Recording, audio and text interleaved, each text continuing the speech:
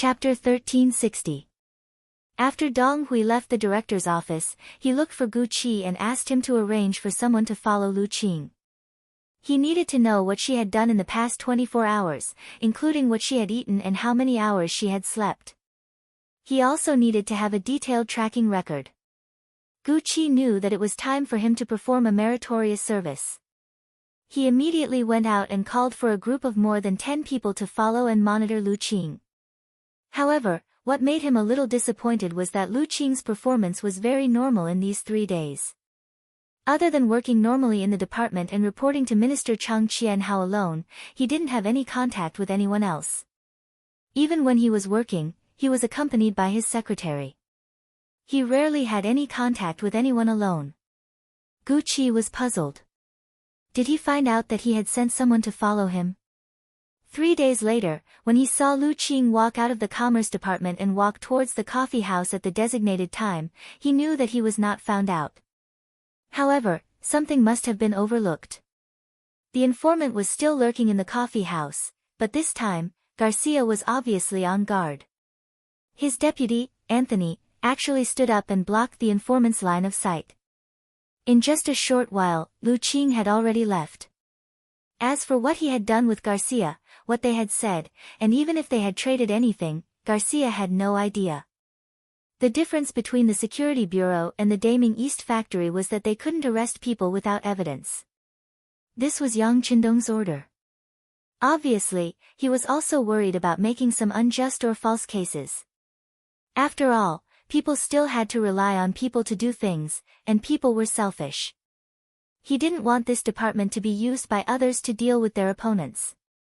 Without enough evidence, the informant did not send out the signal to take action in the coffee house.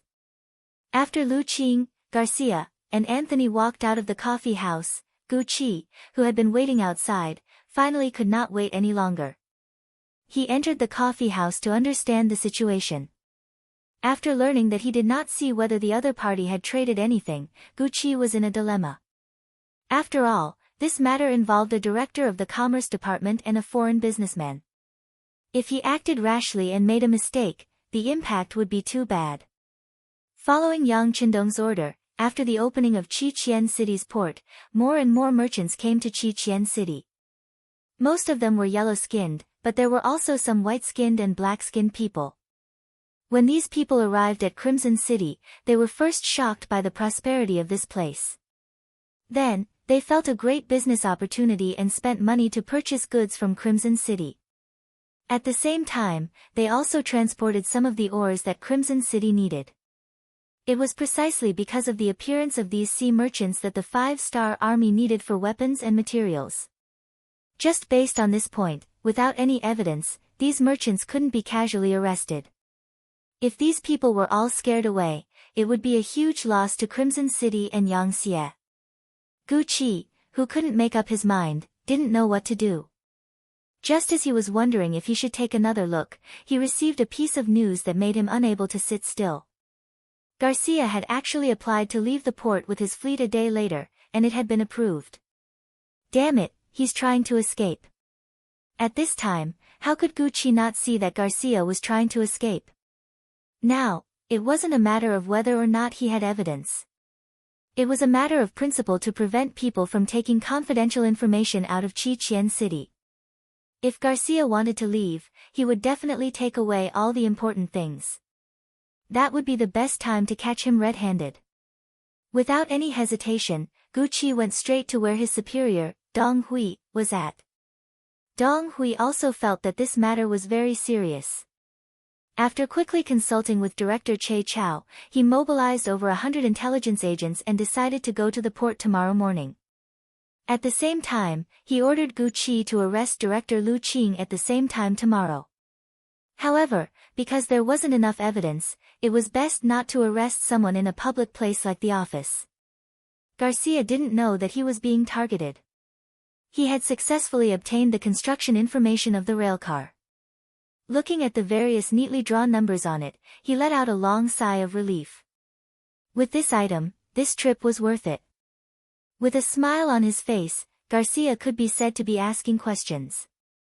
He looked at his assistant, Anthony, and asked, have you informed the port? Yes, we have. Tomorrow morning, our ship will depart from the port and return to our country, Anthony replied respectfully. In their country, the difference in status between people was a huge gap. Even if the superior wanted you to die, you had to obey. Very good. How about this, Anthony, you stay here tomorrow. Don't go back with me. Stay here and continue to keep an eye on this place. I feel that there should be a lot of secrets that we haven't unearthed yet. This important mission will be handed to you. I hope that the next time I come back here, I will hear more good news. Garcia said with a hopeful tone. Anthony didn't think about being left behind. When he heard this, his face was naturally filled with shock. However, when he understood the benefits, his face naturally revealed a joyful expression. He was only Garcia's assistant, and there wasn't much credit left for him, unless others were willing to share some of it with him. But no matter what, when there was a great contribution, people would only remember Garcia. How many people would remember him? If he could stay behind to carry out the mission alone, it would be different. The merit wouldn't be snatched away by others. Not to mention, this was Garcia's idea. He had to carry it out even if he didn't want to. Yes, I'm willing to stay. Very good. There are still some silver taels left for you. Go ahead and do it. Garcia patted Anthony's shoulder happily and said with a face full of excitement. The Intelligence Bureau finished setting up the surveillance very quickly. The reason why they didn't take action immediately was because they were afraid that if they acted too early, they would startle the opponent and lose the evidence they wanted. Therefore, when they all boarded the ship and were about to leave, it was the best time to take action. The next morning, Dong Hui brought over 100 operatives and waited outside the port early. A few scouts were using binoculars to observe the port. How is it? How is it? A few operatives seemed to have seen some commotion at the port from afar. They were afraid that someone would steal their merit, so they anxiously asked the scouts. Leader, the Navy inspectors at the port are currently inspecting the Spanish ship that is about to leave the port. They have already found a telescope and 3 bicycles. Both sides are confronting each other. One of the scouts put down the binoculars in his hand and reported everything he had just seen seriously. A leader heard his subordinates report and said anxiously, "What? They have already found so many things. Won't the merit be taken away by them? This won't do." After speaking, he strode towards the place where Dong Hui was standing. Dong Hui was standing under a big tree under the protection of a few operatives. After hearing the leader's report, he only hesitated for a moment before replying, "There's no rush. Let's wait a little longer." Dong Hui was so confident because the other party didn't bring anything big with them during the last transaction. This was something that Qi had already reported. Although he didn't know what it was, he believed that it definitely wasn't a telescope or a bicycle. These things should be more precious and should be hidden very well by the other party. It shouldn't be easily discovered. The deputy director wasn't in a hurry, so the leader could only go back and continue to wait. It wasn't until nearly half an hour later that the ship's horn sounded. The 5 Spanish ships were about to leave the port that the leader became anxious. How could they let them leave? Didn't they already find the contraband? A scout put away his binoculars and stood at attention. Garcia handed over the 5 Spaniards, saying that everything was done by them and had nothing to do with him. After paying a fine, the Navy inspection team let them leave. This scout not only had excellent eyesight, but he also knew how to read lips. Naturally, he understood everything that happened in the distance.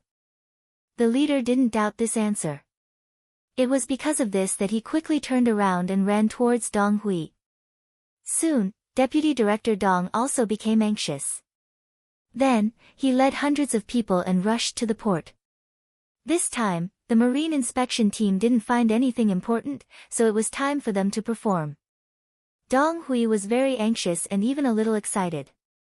If they found what they were looking for this time, not only would they make a contribution, but they would also be able to suppress the Navy inspection team.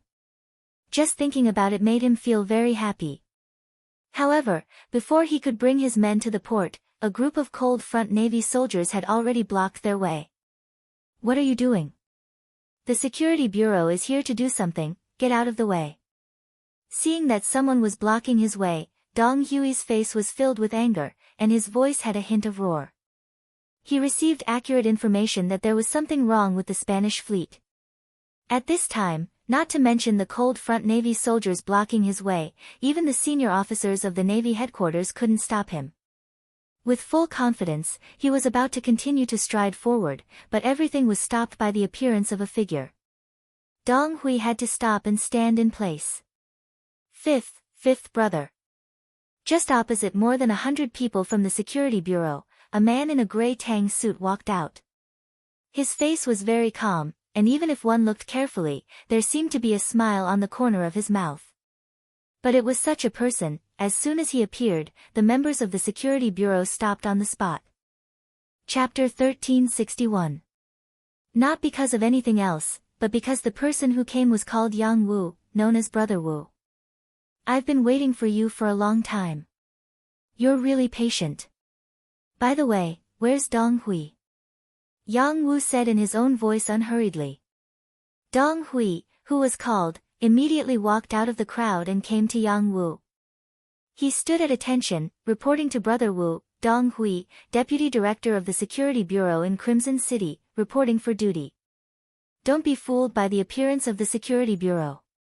Once they received information, they even dared to investigate. Most of the time, the way they worked was not so gentle, and it was obvious that few people could buy face from them. However, Yang Wu was definitely an exception. Anyone could do something wrong and betray, but the servants of the Yang family were an exception. They were Bugnam of Gojoseon's most trusted people, and more often than not, they could make decisions on behalf of the king. This kind of person was also not someone the Security Bureau could afford to offend. "Ha, Deputy Director Dong, I haven't seen you for a while. Well, why don't you come with me? By the way, you can dismiss these people first." Yang Wu recognized Dong Hui. No matter what, he was still a deputy director, and his rank was not low. Seeing that he had found the right person, he passed down the order, canceling the operation and taking him away. If it was someone else, they would inevitably doubt themselves when they heard this. Even if they encountered a problem, they would be scared to the point of peeing their pants on the spot. But Dong Hui believed that he had not done anything wrong to Bugnam of Gojoseon in his position, so he was not afraid. "Okay, I'll go with Brother Wu. Everyone else, go back to your posts." Dong Hui did not even hesitate and decided to do as Yang Wu said. That was because he completely trusted Yang Wu's character. But others did not think so, especially the action team leaders. They were not worried about the safety of the deputy director. If there was really a problem with the deputy director, it was not something they could solve with their involvement. They were now worried that once the Spanish ships left, they would not be able to catch up with them.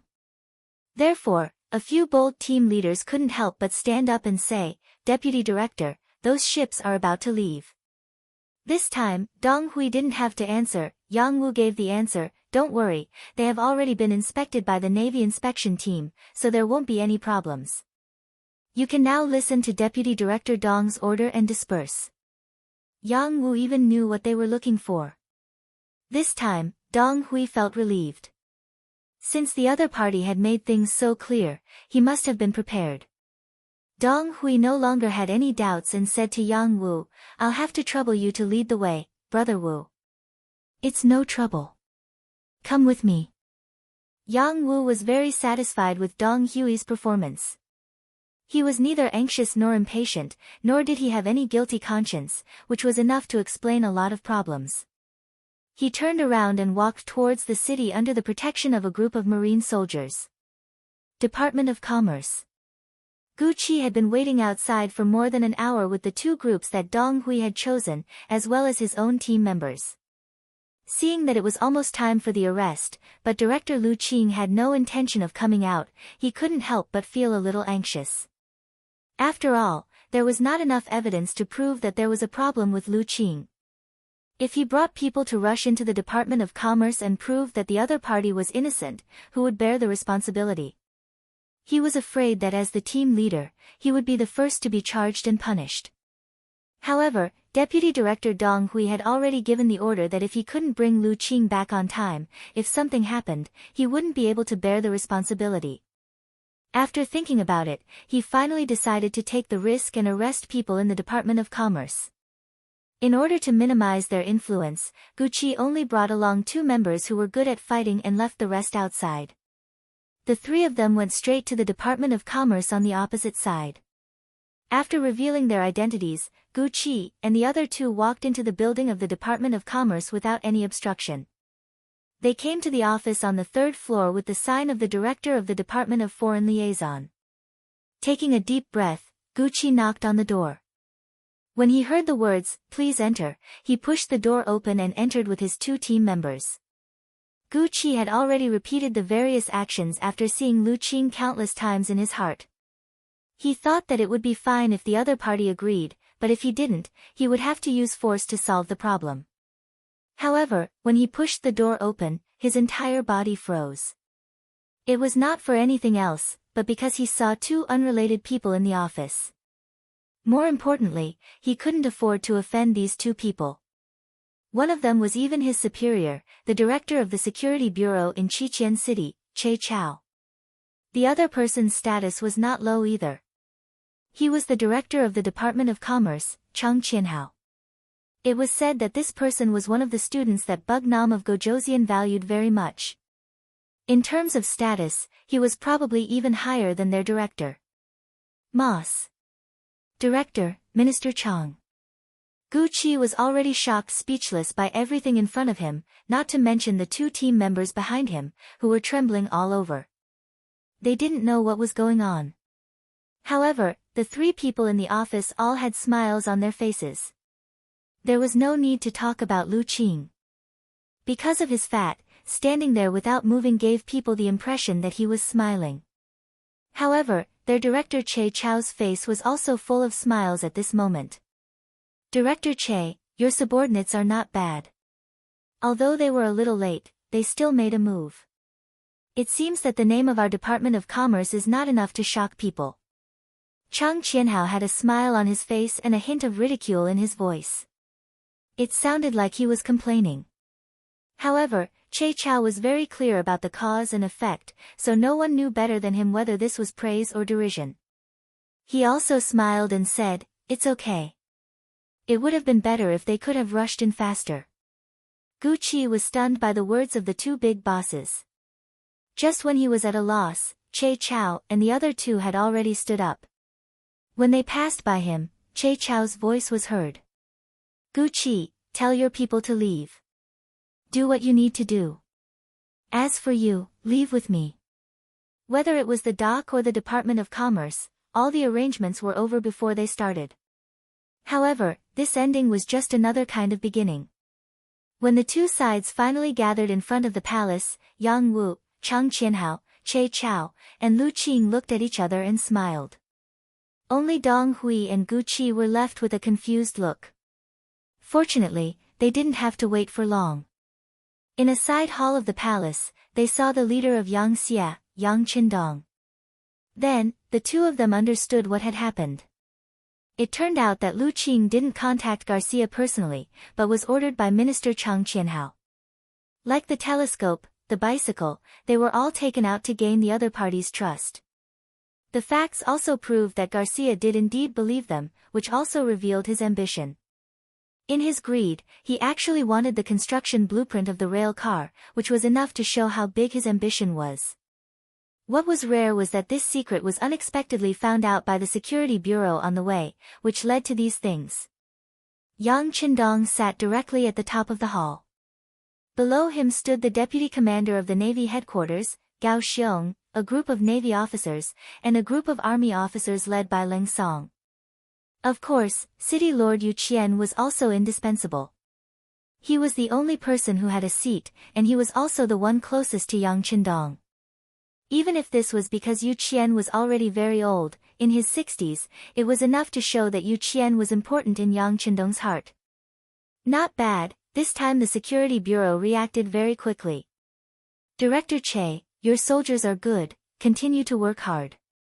Yang Qindong said in a good mood. Being praised by Yang Qindong in public, Che Chao was so happy that he couldn't close his mouth. He immediately said, "Yes, thank you, sixth young master, for your praise. We will continue to work hard." N. Yang Qindong nodded, then turned his gaze to Chang Qianhao and Lu Qing. "Not bad, you used a good method to lure the snake out of its hole. This is what a student should do." Chang Qianhao was not so excited. Wasn't it supposed to be a student getting the teacher's approval? Yang Qindong nodded with a smile, then his gaze fell on the group of officers. His voice suddenly became sterner. "You all see it, right? Danger is everywhere. Don't think that just because we are so powerful now, no one will dare to target us. Let me tell you, there is no lack of ambitious people in this world. In their eyes, there is no right or wrong. What they want to do is right. In their eyes, there is no strong or weak. They are the strongest. With such people, if you don't work hard, you are falling behind. Sooner or later, you will be surpassed, and you may even become a prisoner." The stern voice made the faces of Gao Xiong, Ling Song, and others become very ugly. However, they could not explain anything. They immediately lowered their heads and looked like they were admitting their mistakes. During this period of time, Yang Qindong had seen and heard some unpleasant things when he was inspecting the army.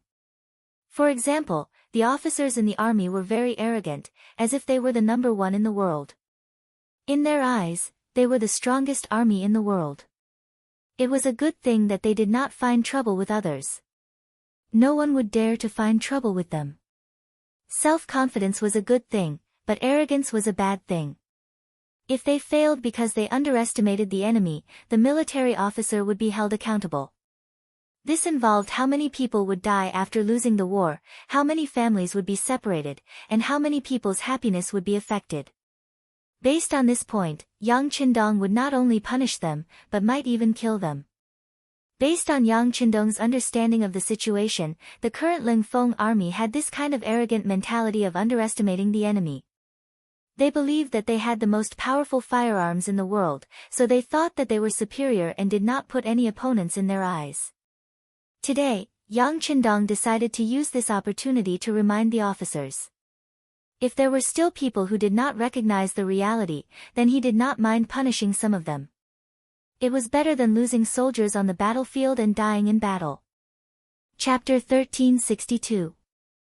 Ling Feng is strong because you have powerful firearms, the most scientific training methods, the nutritious meals that give you a good physique, and the unparalleled logistical support. But what if you lose these? If you also don't have enough to eat and carry broken weapons, how many more battles can you win? If we give you war horses, will you be able to defeat the 1st Cavalry Division? Can you? Yang Qindong's smile disappeared completely. When he looked at Ling Song and Gao Xiong, his face was cold. The 2 lieutenant generals were the first to lower their heads.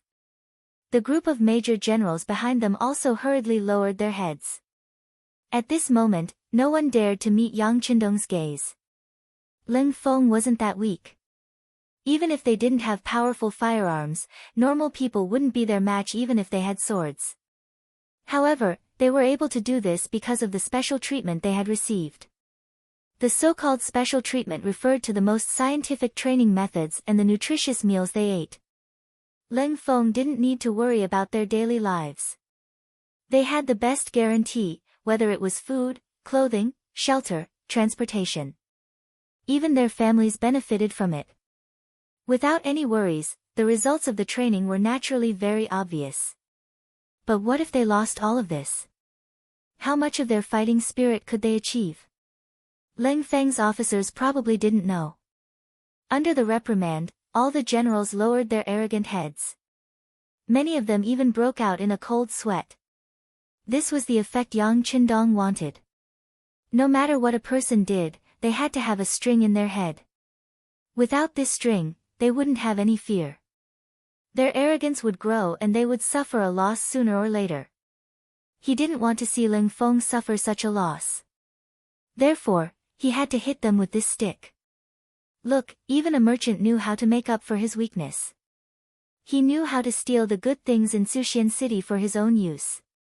However, Lin Feng's officers were still arrogant. They thought they were the best in the world. If this continued, it would be strange if they didn't suffer a loss on the battlefield. After venting his anger, Yang Qindong's expression looked better. When he looked at the officers, his voice was no longer as harsh. Deputy Commander Gao, how's the map of the sea? Gao Xiong, whose name was called, shuddered. He took a step forward and said, "Sixth young master, the situation of the surrounding sea has been completely figured out. Now we have a detailed sea map of the surrounding 1,000 miles. If necessary, as long as the order is given, the navy can be dispatched and completely occupy this sea area." Gao Xiong was full of confidence when he said this. Over the years, the navy has rarely fought against foreign forces, but it's not like they didn't do anything. On the contrary, every time they patrol the sea, they try their best to perfect the sea map, including where there are reefs, where there are shoals, where is the most suitable place for landing, how long is the time difference between the appearance of typhoons, and so on. 1,000 miles. Far from enough. This answer didn't satisfy Yang Qindong. His goal was too far, so far that no one dared to think about it. Yes. Gao Xiong, who didn't receive any praise, trembled again. He could see that the sixth young master wasn't satisfied, but this was already the result of his best efforts. If he wanted to make the map more accurate and farther, he would have to deal with the fleets of other countries and get more information from them. However, at sea, the map was like the root of life. How could those people be willing to hand it over? He had tried to spend money to buy it, but unfortunately, the results weren't very good. With all kinds of worries in his heart, Gao Xiong didn't know what to do to satisfy the sixth young master. However, before he could express his difficulties, Yang Qindong, who was sitting at the head of the table, had already spoken. There are some things that we can't do on our own. If we can't do it, we can ask others for help. Things that can be done with money are naturally the simplest. If it can't be done, we can use force. There are still many people in this world who cherish their lives. If the whole Yangtze was not very rich because of its rapid development, then the navy didn't have so many worries. They controlled this part of the sea, and every time they went out to sea, they would bring in a lot of income. Especially after they listened to Yang Qindong's order and began to catch fish in the sea, their income was second only to the existence of the Ministry of Commerce. Needless to say, the Ministry of Commerce. Since ancient times, traveling merchants have been the most profitable industry. In addition, Yangtze has produced so many new things. Every time something appears, it will attract the attention of merchants from other countries. Yangtze's goods never cared about the price, it only cared about whether they could get the goods or not. As long as a merchant can get the goods, they would make a lot of money. For this reason, the days of the Ministry of Commerce were naturally very good. Every year, they would also pay a large amount of business tax to the city lord's office, allowing them to do whatever they want. In addition to them, the second in line was the navy. Unlike the rewards the army received after winning a battle, sometimes even if they won a battle on the ground, they still wouldn't be able to get anything useful. After all, humans were still too poor right now. The sea was completely different. Every time they went out to sea, they could bring back a large number of seafood from the sea. After processing, they would be transported to various places to be sold. That was an endless amount of silver. For example, the matter of catching whales. Due to their enormous size and their entire bodies being treasures, every time one was caught, the profit would be at least 100,000 taels of silver.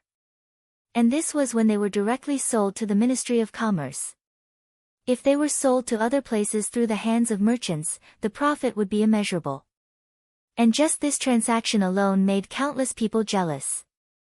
But everyone knew what was going on, and no one else could do it. The size of the whale was not something that ordinary ships could deal with. Doing such an exclusive business was naturally as satisfying as it could get. Yang Qindong said to find other people to help and use money to buy the route map because the navy didn't lack money. Then he said to use force, which immediately made Gao Xiong's eyes light up. Sixth young master, using force is naturally the best way, but in this way, I'm afraid that others will know our purpose, and I'm afraid that some places will be guarded. Guarded? Humph, can a dead man still speak? Yang Qindong's mouth slightly raised, and he coldly snorted. He never thought that he was very benevolent. In his previous life, in order to complete various tasks, he didn't know how many people he killed. Of course, the people he killed were people who deserved to die in his eyes. But if someone wanted to obstruct his great cause of unification, who didn't deserve to die? Not to mention that they were of different races. Not my race, my heart must be different. Gao Xiong understood the meaning of Yang Qindong, and his eyes flashed with light. Sixth young master, this subordinate understands. Please rest assured that the Navy will immediately implement your instructions. The Navy will not be an obstacle to our expansion. Very good. Yang Qindong's face finally looked better, and then he said something that made everyone present excited. This king has decided to start the expansion of the sea in March next year. The Navy will be the main force, and the Army will be the auxiliary force. The implementation will still be the same as on land. Every time we occupy a place, we will relocate the people there. In short, we must put the 5-starred flag in every corner of the world as soon as possible. At that time, everyone must give their full support. Yes. Everyone present understood the meaning of Yang Qindong in an instant, and one by one, they answered in an excited voice. After talking about the military, Yang Qindong's eyes fell on Che Chao, Dong Hui, and Gu Qi. He knew that they should have a lot of questions in their hearts. Qian Hao, you say it. Yes. The Minister of Commerce, Chang Qian Hao, cupped his fists and stepped forward. Then, he recounted the entire story of Garcia's incident. According to Chang Qian Hao, Director Lu Qing went to contact the Spanish businessman Garcia under his orders. The so-called bicycle and binoculars were just chips to gain the other party's trust, including the rail car blueprint that was traded with the other party in the end. Now, this person should have taken those blueprints to the sea and is on his way back to Spain. The marine inspection team appeared and detained the telescope and the bicycle, but they only took away the railcar blueprint. For Yang Xie, there was no loss. The reason why he did this was to send a friendly signal to Garcia. They are all friends and will not meet on the battlefield. Now it seems that the goal has been achieved. So that's how it is. This was also the first time Che Chao had heard of such a thing. Feeling that he had understood everything, he immediately smiled and said, in that case, the blueprint that Director Lu gave the other party must be fake. Hee, not only did you get the money, but you also gave the other party an illusion without any losses. Well done. No. Chang Qian Hao smiled and shook his head. The blueprint is real.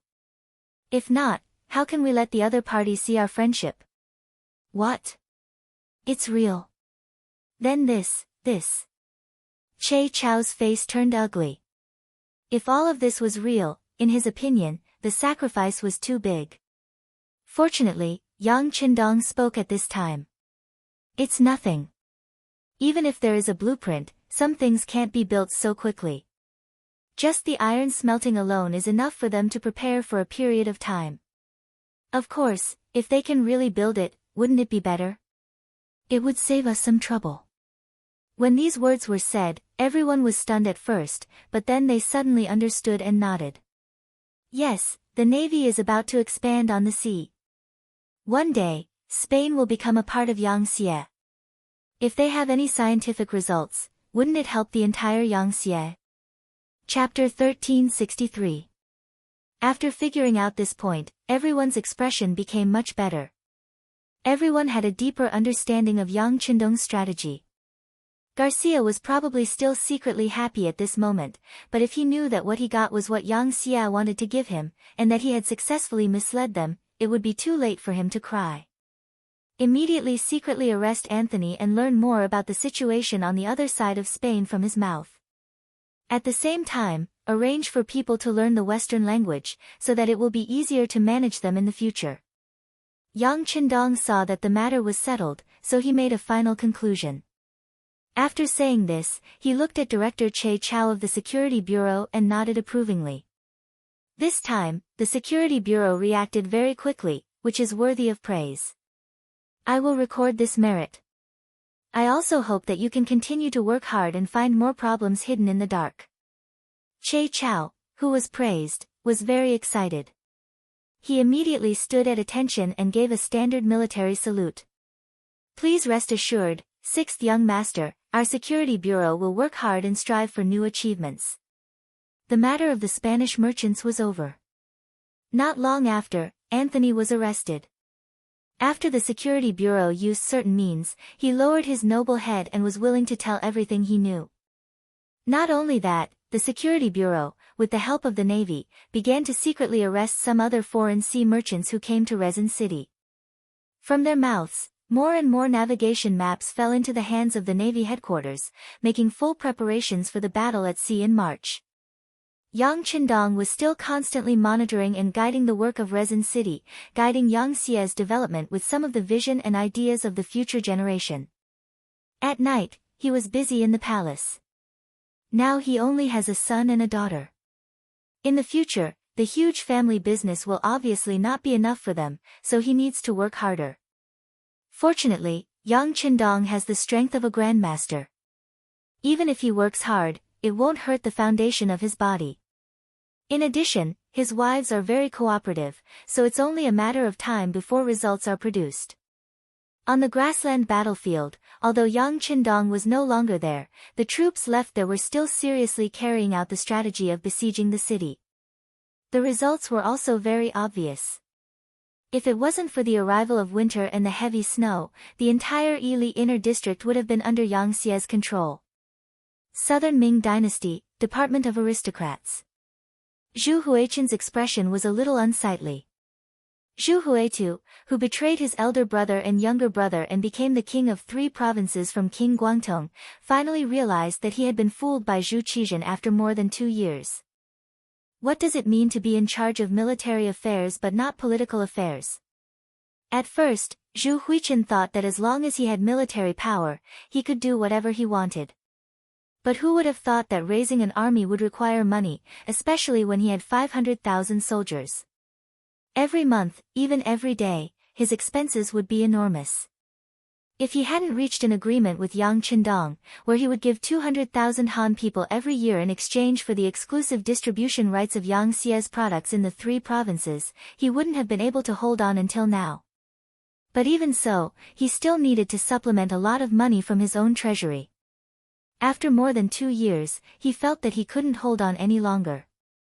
Zhu Huichen gnashed his teeth in hatred and called his most trusted civil official Chen Tian to discuss how to solve the problem. Increase the amount of trade with the 5-star army. We will provide 400,000 Han people every year, but the goods they provide must also be doubled. After discussing for a while, Chen Tian finally came up with an idea. Good. Zhu Huichen nodded heavily. I'll leave this matter to you. But this still can't solve the fundamental problem. Zhu Qizhen wants to make things difficult for me. Then I won't let him have it easy. Order people to pressure Shi Ping Wang Mubin and ask them for food. Secretly send people to contact the Bengal army and make them act as if they are pressuring us. I don't believe that old man will dare to disobey. Pressure Mubin. With his strong military power, he could naturally force him to submit.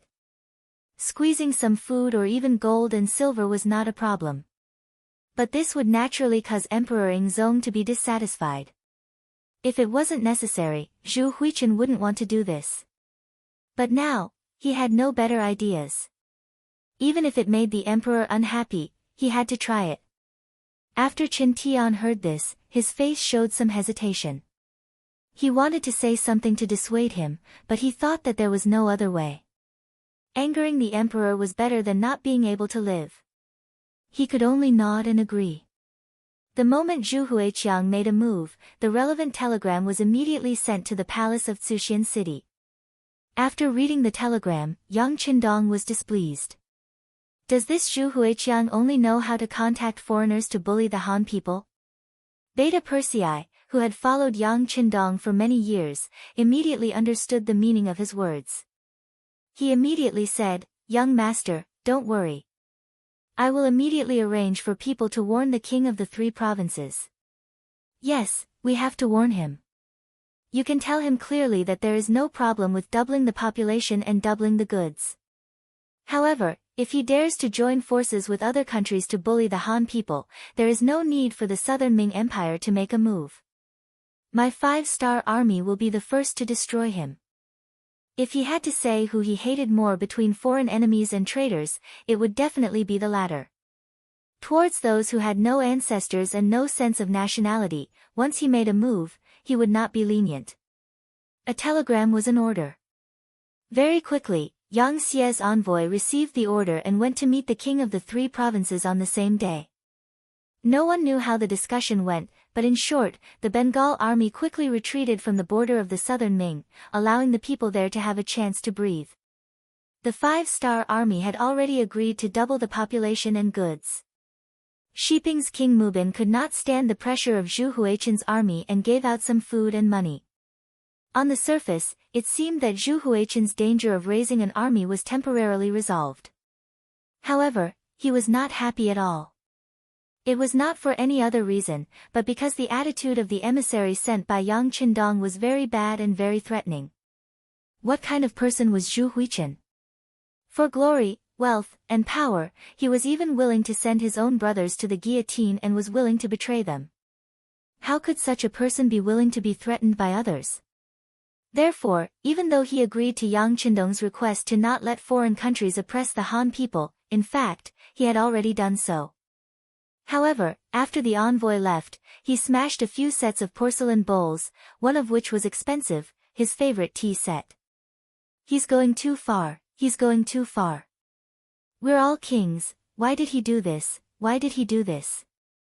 Zhu Huichen was so angry that he cursed in the main hall. The maids and servants at the side did not dare to breathe too loudly. After smashing the bowls, his anger finally subsided.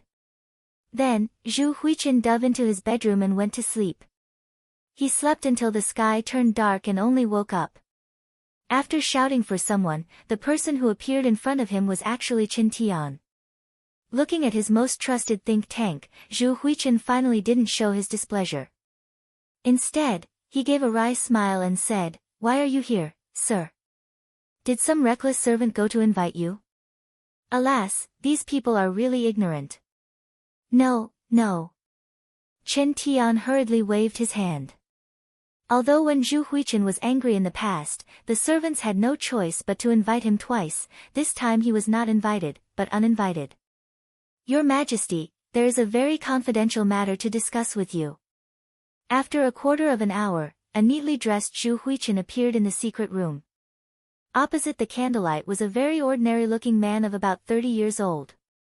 If he were to be thrown into the streets, no one would be able to recognize him the moment he turned his head. However, when such a person saw Zhu Huichen, he did not show the slightest bit of nervousness. Just this boldness alone was enough to prove that he was not an ordinary person. "Who are you?" Zhu Huichen was displeased. If this person had not been introduced by Qin Tian, he was afraid that he would have been angry and punished. "This humble one greets your highness, the 3rd province king." The person was not angry or panicked. He first bowed and then opened his right hand, handing over a banknote worth 10,000 taels with both hands. Although a banknote worth 10,000 taels was not much, at least it made Zhu Huichen's expression look a little better. Of course, it was only 10,000 taels of silver. It was not worth it for Zhu Huichen to reach out and accept it. He just looked at the person curiously. One should not accept a reward without doing anything. Before he knew the purpose of this person's visit, he would not casually accept the money. The newcomer seemed to have thought of this long ago. He just grinned and revealed a simple and honest smile. If it wasn't for his previous calm and composed performance, he would have given off the impression that he was an honest farmer. "This humble one is Mo Gui. I am here to clear your doubts." "Mo Gui? Clear my doubts? What doubts does this prince have?" Zhu Huichu chuckled, and there was a hint of horror in his laughter.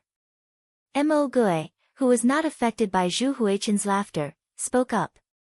Your Highness, you have great ambitions.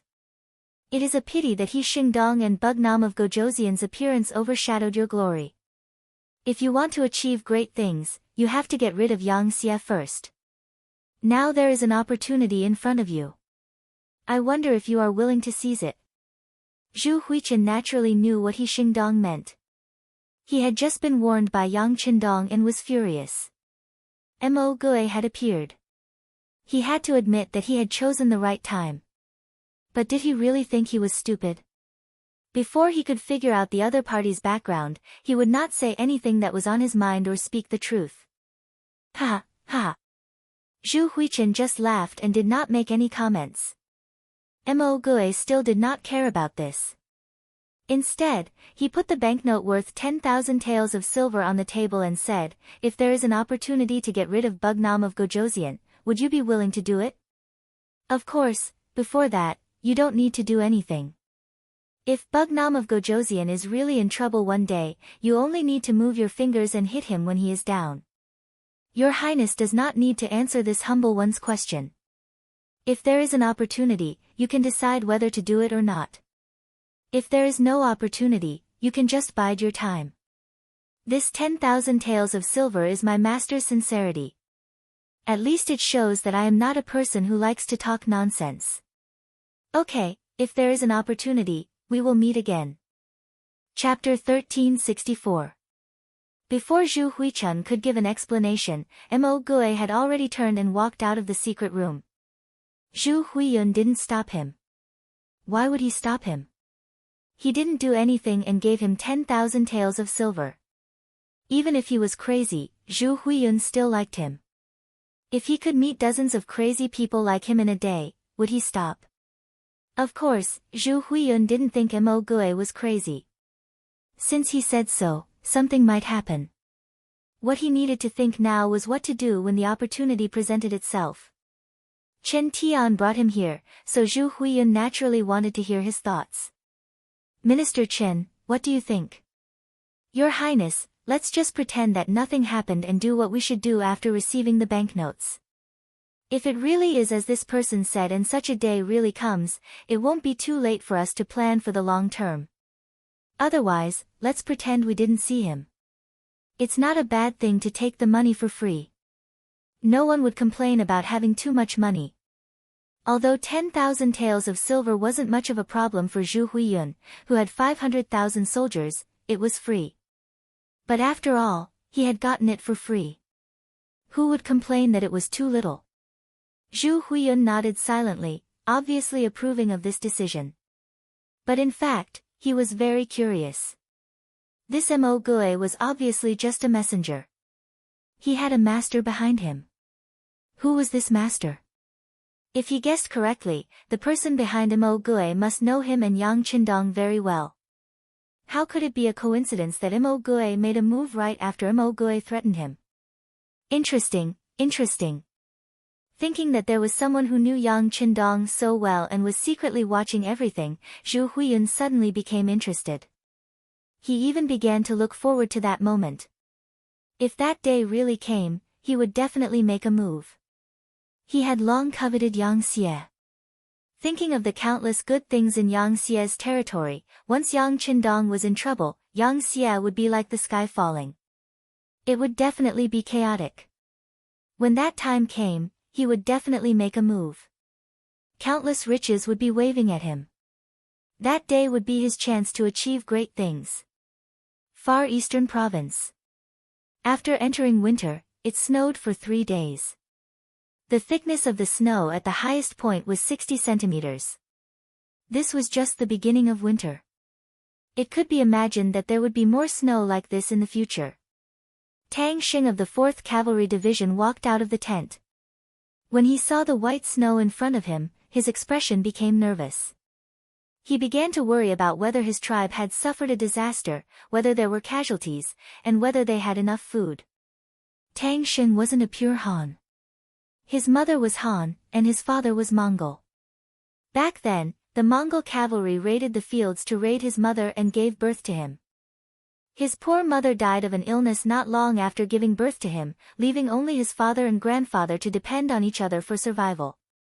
When he was a teenager, his father died in a battle over a good piece of pasture between tribes. So he left his hometown with his grandfather and the tribe and came to Siberia. Tang Sheng was good at fighting. In the end, he was noticed by Chen Bo during a battle against the 5-star army and was promoted to the position of division commander. However, it was a pity that the Far Eastern region was based on the Han people. The clans that had killed countless Han people had a grudge against the Far Eastern region. Commander Chen Bo didn't have a good impression of such people. Plus, the space in the city was limited, so it couldn't accommodate so many people. No matter how Tang Sheng tried to persuade him, he wouldn't let them in. Helplessly, he had no choice but to use his authority to find a place for them to stay in between the Far Eastern Prefecture and the West Siberian Prefecture. From time to time, he would send people to greet them and bring some food and other necessities. With the snow, the roads were blocked, and Tang Sheng began to worry. However, he had a duty and could not move without a military order. In addition, the snow had blocked the road. Even if he sent out his trusted aides, they would not be able to get results immediately. This made him feel uneasy, as if ants were crawling in his heart. Give the order to clear the snow and check the situation. If the people are in trouble, open the granaries and release food. Tang Sheng gave the order to a messenger behind him. At this moment, Tang Sheng was displaying the authority of a division commander. After 5 days, the snow was cleared and a batch of food was released, so the people around the 4th Cavalry Division didn't have to worry about food. However, as a division commander, Tang Sheng's face was still filled with worry. The people of the Far Eastern Province had the help of the Yuan Province army, so normal disasters couldn't do anything to them. But what about his tribe? Would they be able to pull through? On the 6th day, a tribesman whom Tang Sheng had been looking forward to suddenly appeared outside the big tent. Tang Sheng was excited, but at the same time, his face darkened. This was because he realized that the tribesman named Herrick had tears streaming down his face when he saw him.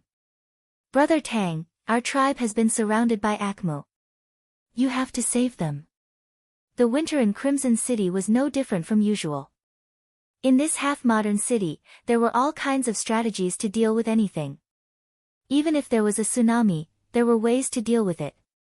Not to mention, there was very little snow in Crimson City in winter, and most of the time, there was no snow. It was already January 1461. Under Yang Qindong's constant efforts, the 6th Madame Wan Xiaoyu was pregnant. And this was only the beginning. In January, they found out that the 3rd Madame Xiao Yuxue and the 4th Madame Dong Xiangxiang were pregnant. The Yang family's children were a great thing for the Yang Xie people, so everyone's face was filled with joy. As the leader of the Yang Xie people, Yang Qindong was naturally in a good mood. At night, he was busy with the concubines, and during the day, he walked around the factories and schools, leaving traces of him everywhere. At the munitions factory's steel mill, the factory manager, Wu Gang, was showing Yang Qindong the cavalry sabers and war sabers made of fine steel. Wu Gang was a veteran of the Yang Xie people. He started working with Yang Qindong in June 1448. After more than 10 years, his steel mill was constantly improving. In the past, he had produced some weapons that could cut iron like mud, but they were not used in the army. At that time, the Yang Xie lacked iron ore, and everything had to be cleared for the production of firearms, so the weapons in the hands of the 5-star army soldiers were not bad, but they were far from the best. The Yang Xie expanded, occupied a lot of places, and had more iron ore, so improving the quality of cold weapons became one of the important jobs of the steel mill. When Yang Qindong saw that the cavalry saber in Wu Gang's hand could easily cut ordinary swords, his face showed satisfaction and excitement. With such weapons, there would be fewer soldiers dying in the war in the future. The main cement factory. The factory manager, Jing Guang, led Yang Qindong to inspect the 36 workshops in the factory. Among them, 6 workshops and production lines were newly installed. With their efforts, The daily output of cement could reach 500 tons, but it was still not enough for the rapid development of the Yangtze. Manager Jing, we need to continue to expand the production lines. There will be many places that need cement in the future. Don't be afraid that no one will want it. I can tell you that even if your factory produces cement for 100 years, it will still be far from meeting the demand. If you need any help, you can apply to the Ministry of Finance. Yang Qindong knew the use of cement, whether it was building houses or building roads, it was indispensable. Now it could be digested as much as possible. Jing Guang certainly knew the newly established Ministry of Finance, which was established by Yang Qindong to reduce the pressure of Governor Yu Qian. Its role was basically the same as the so-called Ministry of Revenue. The first minister was Luan Shaochen, who was transferred from Yunnan province. Sixth young master, don't worry. I will go back and apply for more cement. Jing Guang promised. Not only do you have to make more, but the quality must also be guaranteed. The label must be up to standard, and it must be checked layer by layer. If it is not up to standard, it will not be allowed to leave the factory. Yang Qindong's face was serious when he mentioned this issue. He knew very well what would happen if the quality of the cement was not up to standard. Repeatedly wasting money was a small matter. If the building really collapsed, who knew how many people would die? The main garment factory. The factory manager, Zhou Hua, accompanied Yang Qindong as he inspected the workshops one by one. Yang Qindong, who had just inspected the underwear factory and the garment factory, had a satisfied expression on his face. The style of the garment can be more varied, and it must satisfy more people's tastes. Yes. Zhou Hua looked at her son-in-law with a satisfied expression. If it wasn't for Yang Qindong's arrival, her family would probably still be living a hard life. As they spoke, they arrived at the military uniform factory. Looking at the green, white, and blue military uniforms that were packaged, Yang Qindong exhaled and said, the material of the military uniform must be of good quality, warm in winter and cool in summer. Especially the winter clothes, the cotton inside must be of the best quality. We can't let any soldiers catch a cold or get hurt because of the military uniform. Sixth young master, please don't worry. All the clothes produced have to go through 3 inspection procedures. They don't know each other. We have also set up a reward system. Whoever finds a problem will be rewarded. If the problem is not found, they will be punished. This greatly increases their enthusiasm, so there won't be any problems. When speaking of this, Zhou Hua was full of confidence. These ideas were given by her son, Wan Shaochen, and daughter, Wan Xiaoyu. How could they be wrong? Okay. By the way, mother-in-law, if you have time, you should go to the palace to see Xiaoyu. She is now pregnant, so she is a little nervous. You should go and comfort her. After talking about official matters, the mother-in-law and son-in-law started chatting.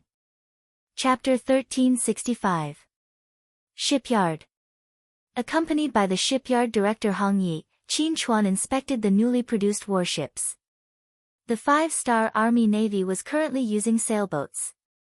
Division-level warships were using Level 4 warships, regiment-level warships were using Level 3 warships, and so on and so forth.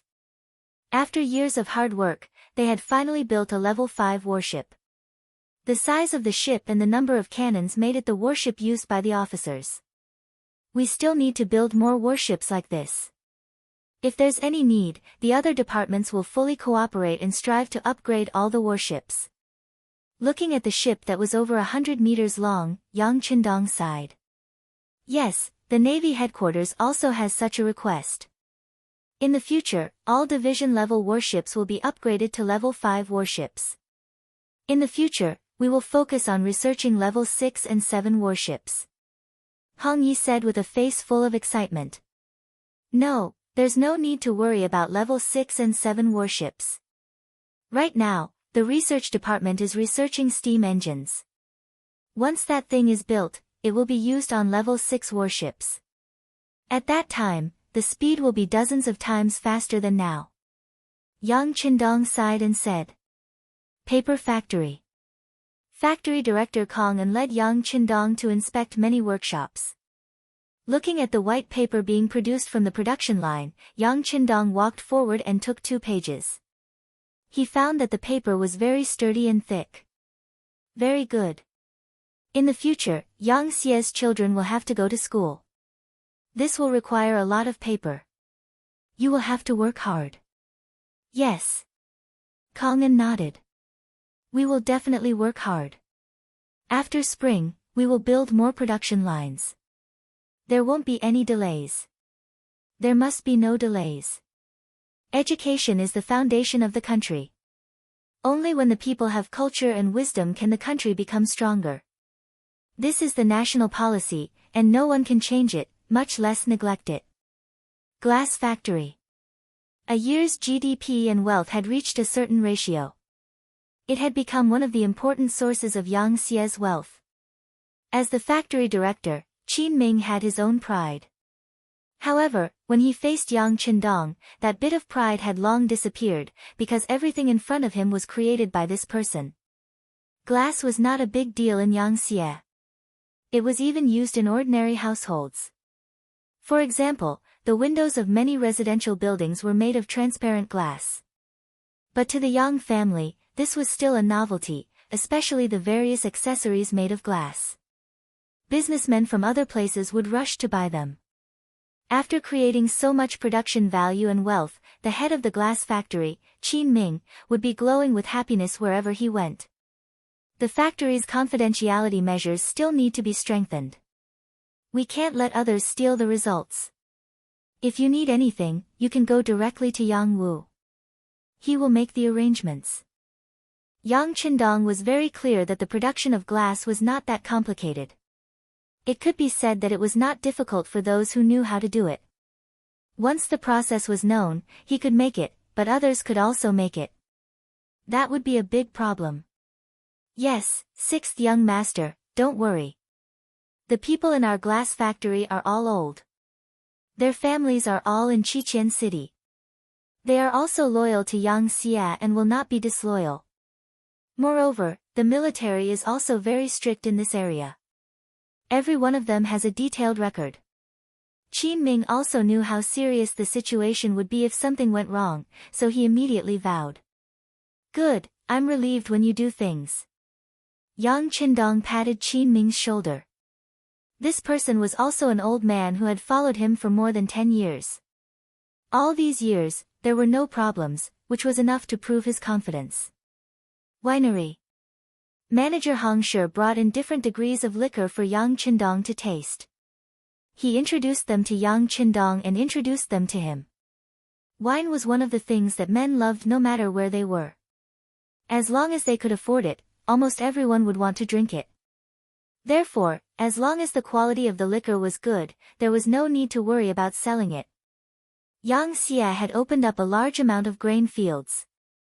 In addition to the appearance of potatoes, sweet potatoes, corn, and other crops, the problem of food and clothing had been solved. Not only that, they were also constantly exporting their grain.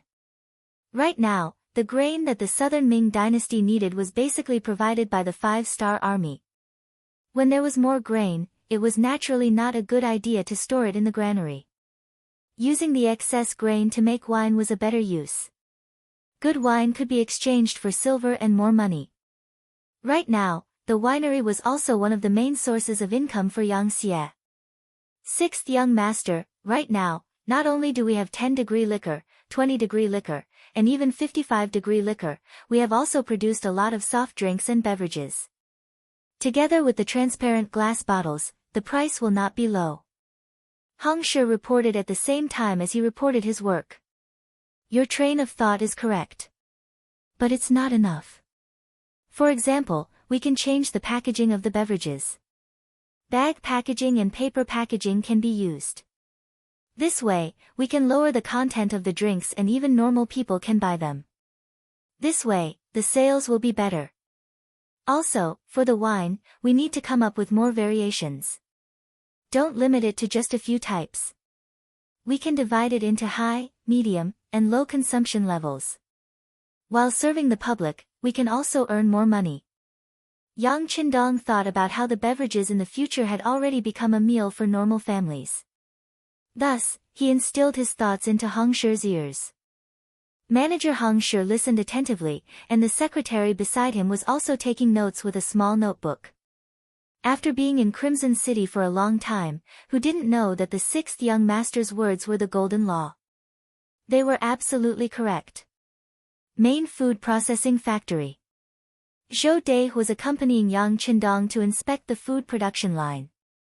Looking at the bags of instant noodles, ham sausages, and various canned food being packed separately, Yang Qindong also reached out and picked up a bag of instant noodles. After casually opening it and tasting it, he nodded. The taste is not bad. The quantity is also sufficient. Yes, these are all prepared for the army. The quantity is 30% more than what is usually sold. This is to let the soldiers eat until they are full. Zhou Dai stood on the side and said. Just eating until they are full is not enough. You have to think of a way to eat well. The taste has to be varied. You have to consider the taste of the public as much as possible. Yang Qindong stood beside the production line and gave instructions. Air Force Training Ground. The original Eagle Division had been expanded many times. Although the current Air Force could not be compared to the Army and Navy, the number of people had reached tens of thousands. Coupled with their special mission, they had become a new powerful force that could not be ignored. The Navy commander Tian Yu had the rank of Major General. Wearing a sky blue uniform, he was accompanying Yang Qindong in watching the performance of the Navy soldiers. Dozens of hot air balloons rose into the air, carrying out the various orders given by the ground command. Time and space were sometimes low, sometimes left, sometimes right. After reaching the predetermined position, packs of high explosives fell from the sky, blowing up the original targets one after another. Individual paragliders rose into the air. Using the large oar behind them that rotated like a fan, one soldier after another rose into the air. They could follow orders to the west or to the west to complete the high-altitude reconnaissance mission. The development of the Air Force started from scratch, and it was not easy to reach the scale it had now. In this regard, Yang Qindong affirmed their work and also made a request. He also agreed to the request of Tian Yu to lead the soldiers to participate in actual combat. From now on, with the addition of the Air Force, any enemy's so-called ambush would have nowhere to hide. They would also become the unique overlord of the sky. Yang Family Academy. The first vice principal Wang Si accompanied Yang Qindong to walk around the entire academy. When Yang Qindong did not return to Qiqian City, Wang Si was actually the first leader of the academy. Under his leadership, the Yang family was constantly developing. It was different from the Great Ming Dynasty's knowledge, which was mainly based on the 8 classics, the 4 books, the 5 classics, and other sages. The studies in the Yang Family Academy were divided into different categories: Chinese, mathematics, geography, science, biology, physics, chemistry, agriculture, labor, and so on. The scholars of Yang Xie had long been used to studying many subjects. This represented the comprehensive development of morality, aspiration, physical fitness, aesthetics, and labor. Only such a talent could have everything. Only learning Confucianism in the Yang Xie had no future. So far, the Yang Family Academy had cultivated many talents for the Yang Xie. Once the students graduated, those with excellent results would be quickly snatched up by various departments. Because of this, more and more young people liked to apply for the academy. With this repeated cycle, the academy had entered a very normal track. Now, the students of the Yang Family Academy had flooded the various departments, and they all considered themselves as Yang Qindong's students, gradually forming a strong force. One could imagine that after a few years, when this group of people fully matured, they would become a powerful force. Perhaps even the future Huang Pu would not be able to compare. Not only do they have to study, but also have them participate in labor and experience the real life of the common people. Every graduate has to live in an ordinary village for at least a month. This is a hard and fast rule, there are no conditions. Many things can only be said if one truly understands it. If one only reads it from books, not only will it not be deep enough, it will also be easy to be separated from reality. Yang Qindong wanted students who knew what to do, not students who only knew how to talk but not do, or students who only knew how to do but not speak. Yes, this student will remember. Wang Si nodded heavily. Seeing that Wang Si was almost 30 years old, Yang Qindong suddenly stopped and thought of something. Has your grandfather already retired? Wang Si's grandfather was Baiming's Minister of Personnel, Wang Ji, who held a high position and power. In the past, he was the person Wang Ji respected the most. He always thought that one day he could be as capable as his grandfather. But ever since he came into contact with Yang Shui, this thought slowly began to waver. Especially after coming to Crimson City, he no longer envied his grandfather. In his opinion, that position was a waste of life. It was just like a machine, going to work and getting off work every day. It was really meaningless. Chapter 1366. Unlike now, where he could come into contact with new knowledge and new things every day in the academy. Every time he figured out a problem, regardless of whether it was a teacher or a student, they would all jump up in excitement. A new window would be opened in front of him, and a new field of knowledge would be unlocked. To him, who thirsted for knowledge, this was the most satisfying thing. It was many times better than working in the yamen every day. Wang Si was very satisfied with his current life, but that did not mean that he did not love his grandfather, especially since this grandfather had been very good to him since he was young. Now that he heard Yang Qindong ask, he replied, yes, grandfather has already resigned, and has returned to his ancestral home to enjoy his old age. And, then is it possible to bring him here? You should know that regardless of whether it is the climate or the conditions, this place is much better than the other side. This was the Minister of Personnel, and no one knew the officials of Baiming better than him. If such a person was brought to his side, if he could help him, the benefits would be a lot. Of course, Yang Qindong still respected this old man very much. As for the other party, he would not force him before he agreed. Hearing Yang Qindong's suggestion, Wang Si's eyes couldn't help but flicker, but he quickly calmed down. He knew his grandfather too well. If there was something he didn't want to do, no one could force him to do it. Since he didn't know his grandfather's thoughts, he didn't make any promises. Instead, he said honestly, Teacher, I haven't discussed this matter with my grandfather, but I will write a letter soon to ask for his opinion. Sure, if you have any difficulties, you can also look for City Lord Yu Qian and ask him to write a letter as well. After all, we were once colleagues, so we will definitely have more in common.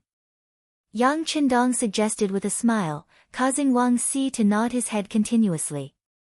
Following that, the bank, the art troupe, the bicycle factory, the tobacco factory, and so on all left behind Yang Qindong's footprints. With Yang Qindong's guidance, the various units became even more motivated. After receiving encouragement and advanced guidance, the various industries in Crimson City developed a vigorous attitude towards development. 2 months later, in the 3rd month of the year 1461, Yang Qindong personally brought all the officers above the rank of major to the largest square in the city. Here, a stone tablet that was tens of meters tall and a large hall that occupied an extremely large area was located. The monument was a monument to heroes, and the hall was a memorial hall for heroes. The ashes of all the heroes who died on the battlefield were placed here for future generations to pay their respects.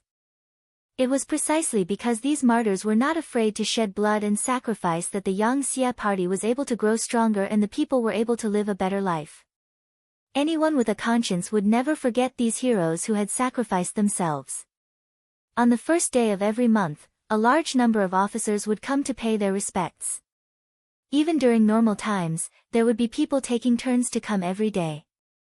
They would either burn paper money or offer flowers to express their gratitude. According to the plan, the navy would set off from the port and begin their journey of expansion. Yang Qindong brought all the officers here to let them receive a re-education of their thoughts. He wanted them to understand what their mission was, and to let them know that compared to the fact that they were still alive, it was already a very fortunate thing. In order for the people of Yangxia to live a better life, they needed to open up more land and territory.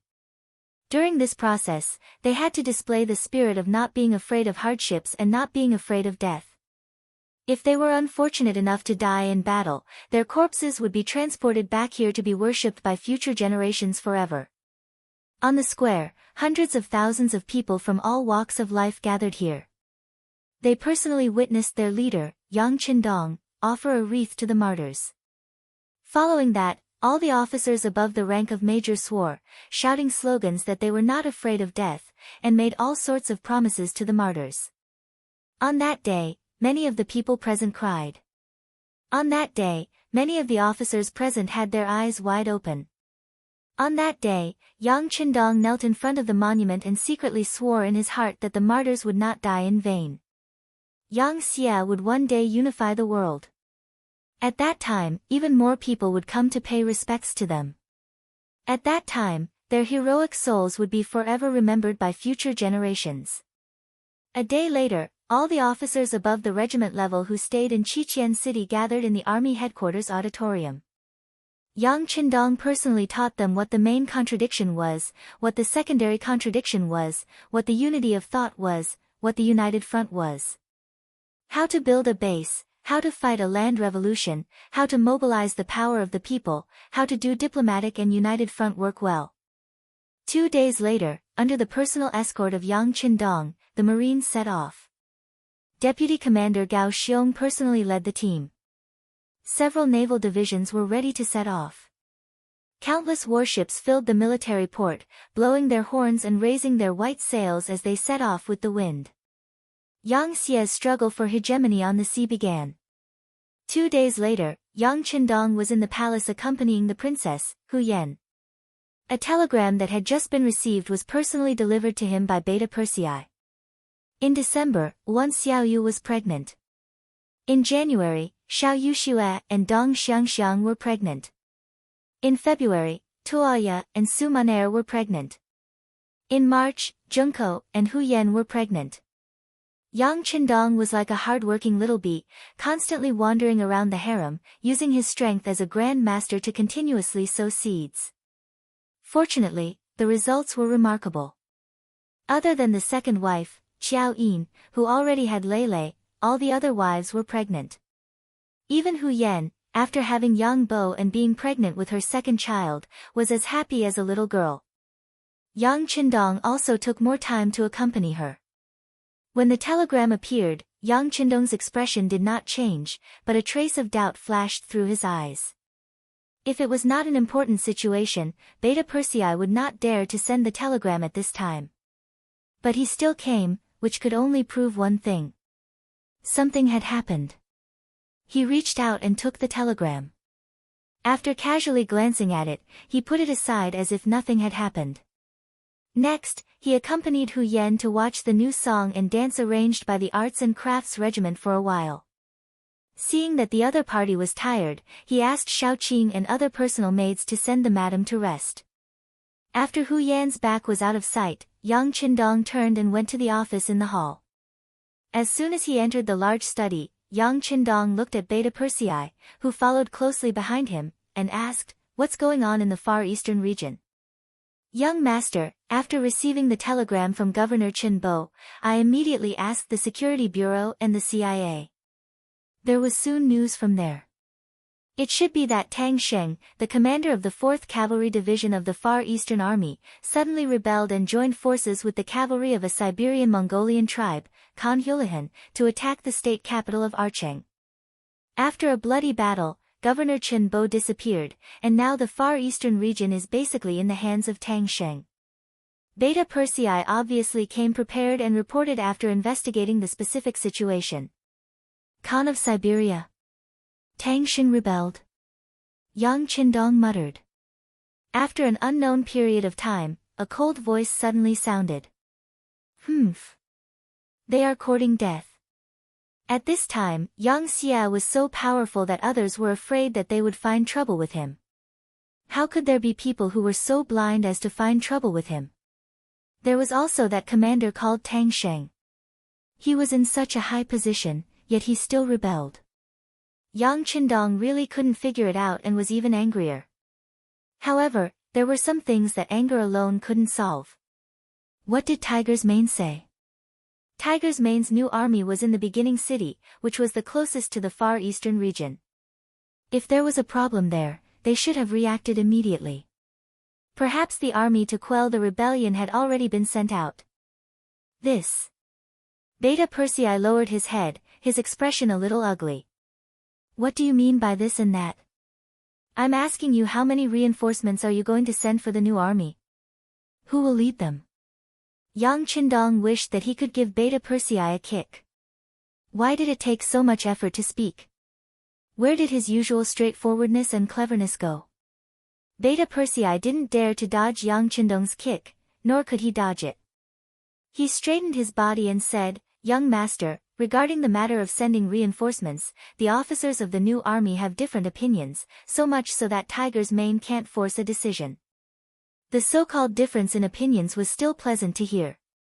The truth was that everyone thought that the Far Eastern region was too poor and too far away, so there was no point in occupying it. Think about it, what did they get after occupying the Far Eastern region all these years? Other than the last time when the beginning city was in danger, Commander Chen Bo brought 4 cavalry divisions to help, he had always been asking for things. After careful calculation, with so much manpower, material resources, and financial resources, not to mention 1 army, even 3 armies could be built. The beginning city had begun to be self-sufficient through its own efforts. Neither Tiger's Mane nor Yumian wanted to continue to ask for help from Qiqian City. They wanted true economic independence. The fertile fields on the grasslands and the various small factories in the city were where their confidence came from. However, they still had to provide the Far Eastern region with goods, which greatly dragged them down, making it difficult for them to become economically self-sufficient. Now that there was a problem, wasn't this an opportunity to shift the blame? This was also the reason why they hadn't sent any reinforcements even though they had heard the news from the other side. Beta Persei's words were vague, but Yang Qindong was very clear in his heart. However, he didn't blame Tiger's Mane, Yumian, and the others for this matter. If he wanted to blame someone, he could only blame them for not having enough foresight and not knowing the benefits and importance of the Far Eastern region. Make the arrangements. After 3 days, we will set off. This trip to the Far Eastern region, since no one is willing to do it, this young master will go personally. Yang Qindong said with determination. This wasn't a spur-of-the-moment decision, but the problem related to the Far Eastern region should also be solved. Not only that, but the problems of the Golden Horde and the Ross country should also be solved this time. Although he had given Chen Bo a lot of ideas, it seemed that the effect wasn't very good. As a mission in the future, he had been to the Far East region and knew the approximate location of some of the minerals there. Once the minerals were developed, the economic returns would definitely shock Tiger's Mane and the others. He wanted to use facts to tell some people that Yang Qindong's decisions had always been very correct. Chapter 1367. Yes. Beta Persei had long since had enough of staying in Resin City. Although his wife and children were in Resin City, he was only in his early 30s. It was not the time for him to retire yet. What he should do the most was to make meritorious contributions. Where would meritorious contributions come from? Staying in Resin City was just for experience. How could it be as strong as leaving this place and opening up new territories everywhere? Beta Persei excitedly went to make arrangements. Yang Qindong sat in the chair in the study room. After thinking about how many troops and supplies he needed to bring with him, he quickly got up. Since he was going to leave, he had to talk to the madam. Over the years, they had always been apart more than together. Speaking of which, he owed them too much. No, he had already thought about it. When everything was on the right track, he would take the madam to walk around and accompany them. In the bedroom of the madam, Princess Hu Yan, Yang Qindong dismissed everyone. Even Yang Bo went out to play with the maids, leaving only Yang Qindong and Hu Yan cuddling together. Hu Yan had just been found to be pregnant. It was the time for her to stay still and not move. At this moment, she was half lying in Yang Qindong's arms with a face full of happiness. I'm sorry. After a long silence, Yang Qindong finally spoke. Dong Shuai, are you leaving again? After just one sentence, Hu Yan's expression changed and her body trembled. But she quickly hid all her panic.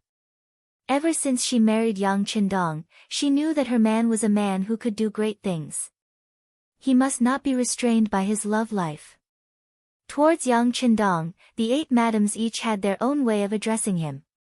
For example, the 2nd Madam Qiao Yin was used to calling him Young Master, the 5th Madam Tuoyu was used to calling him War God, the 6th Madam Wan Xiaoyu liked to call him Big Brother, the 8th Madam Junko was willing to call him King, and the other madams called him Husband. Hu Yan had always called him Dong Shuai. The nickname Dong Shuai was given to Yang Qindong when he first showed his talent in Baiming. At that time, he was famous for his talent and won Hu Yan's heart. Yes, there are some things that have to be done. It's just that I'm really worried about leaving you guys behind. Yang Qindong didn't deny it. He was really worried. This time was different from the past. 7 out of the 8 madams were pregnant. How could a father be at ease? Don't worry, everything in the palace has been handed over to Qiao Yin. With Tai Qingyi, the head of the palace's guards, there won't be any problems. Dong Shuai, just do what you think you should do. This concubine will wait for your return in the palace. Although she was very reluctant, Hu Yan still spoke in such a magnanimous manner. This was the overall situation in the eyes of a woman. All right. Yang Qindong clearly knew that Hu Yan was comforting him. He couldn't help but use a bit of strength in his hands and hug the other party tighter. Yang Qindong was about to leave.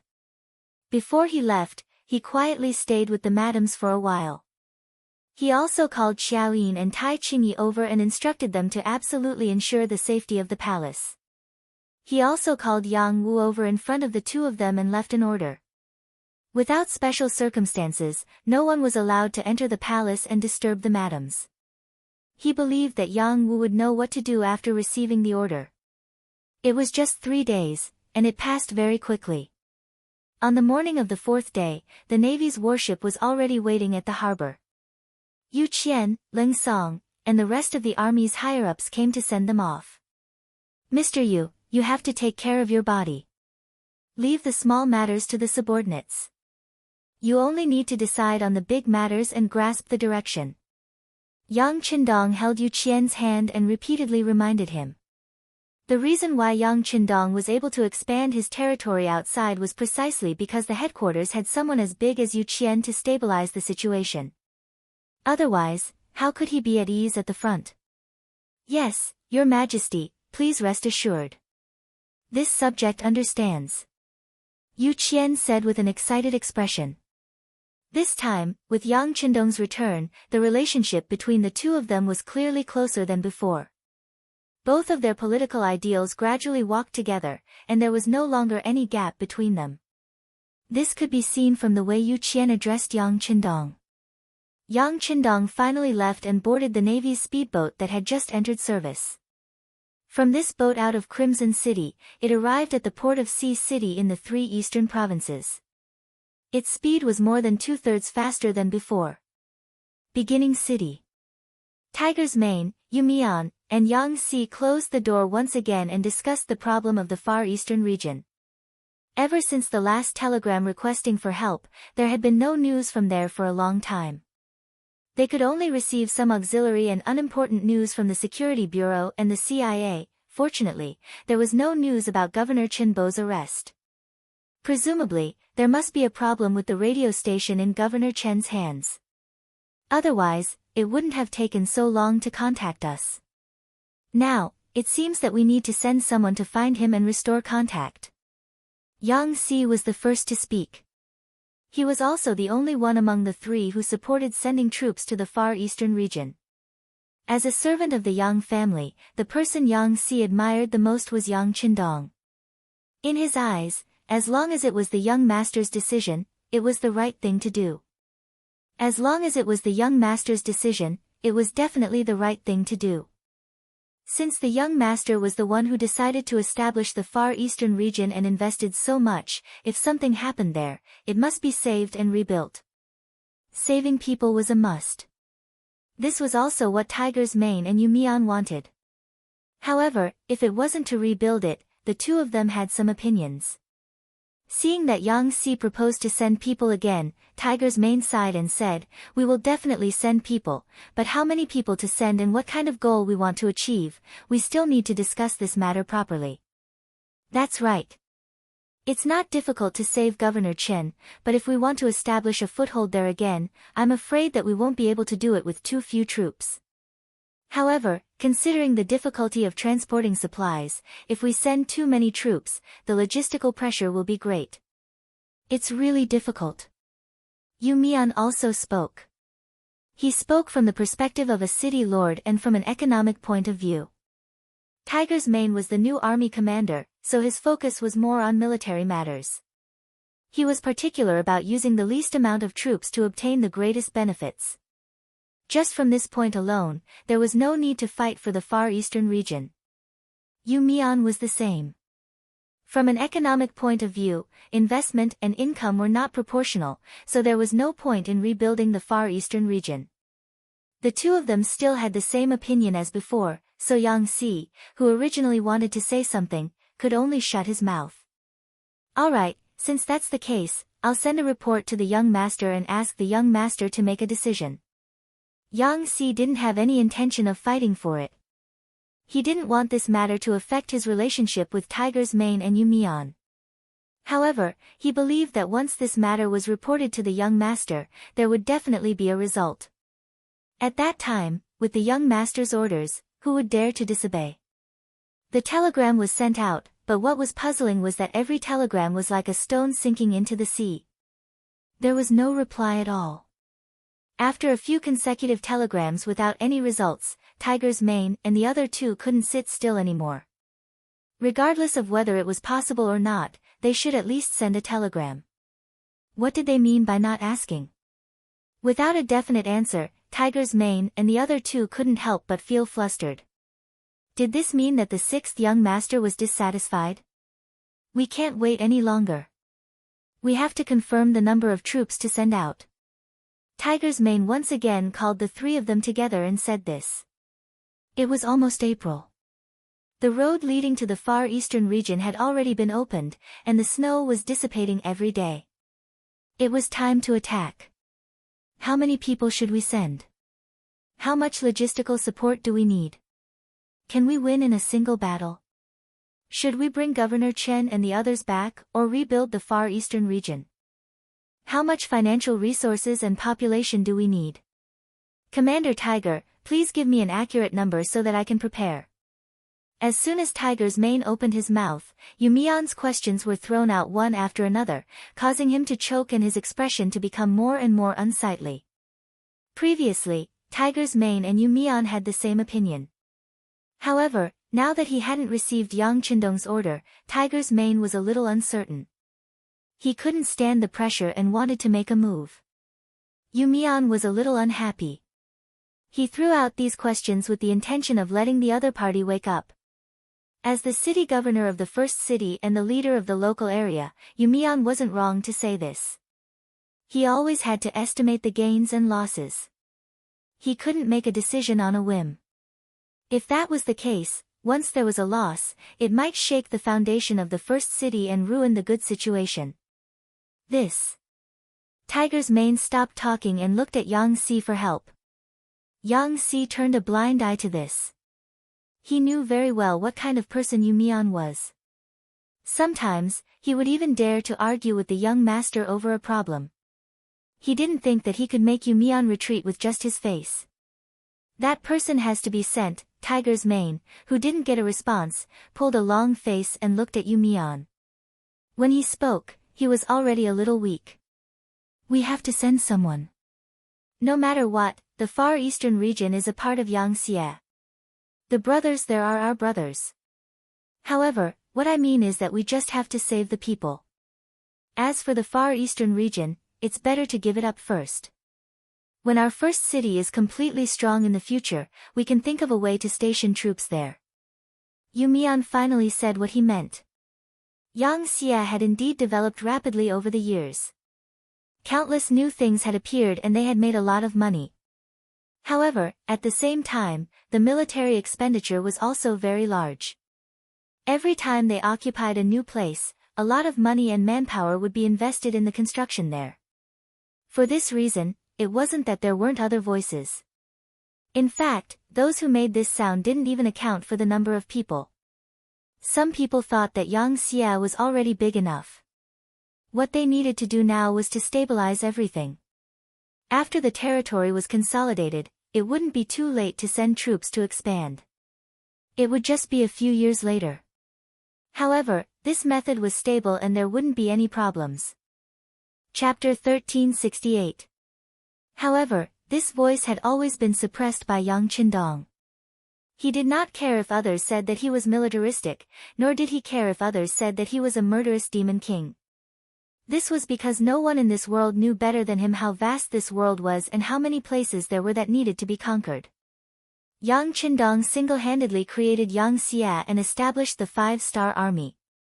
If even his actions were questioned by his subordinates, one could imagine that if he could not conquer more territory in his lifetime, once he was no longer around and his successor was replaced, would he still have the courage and influence to unify the entire world and make the Han people the only ruler? Yang Qindong did not dare to think about it, he could only lower his head and do it.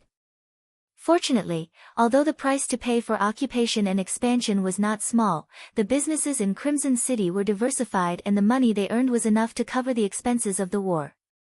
For example, provinces such as Vietnam and Laos, after being ruled for many years, had already reached a balance of income and expenditure.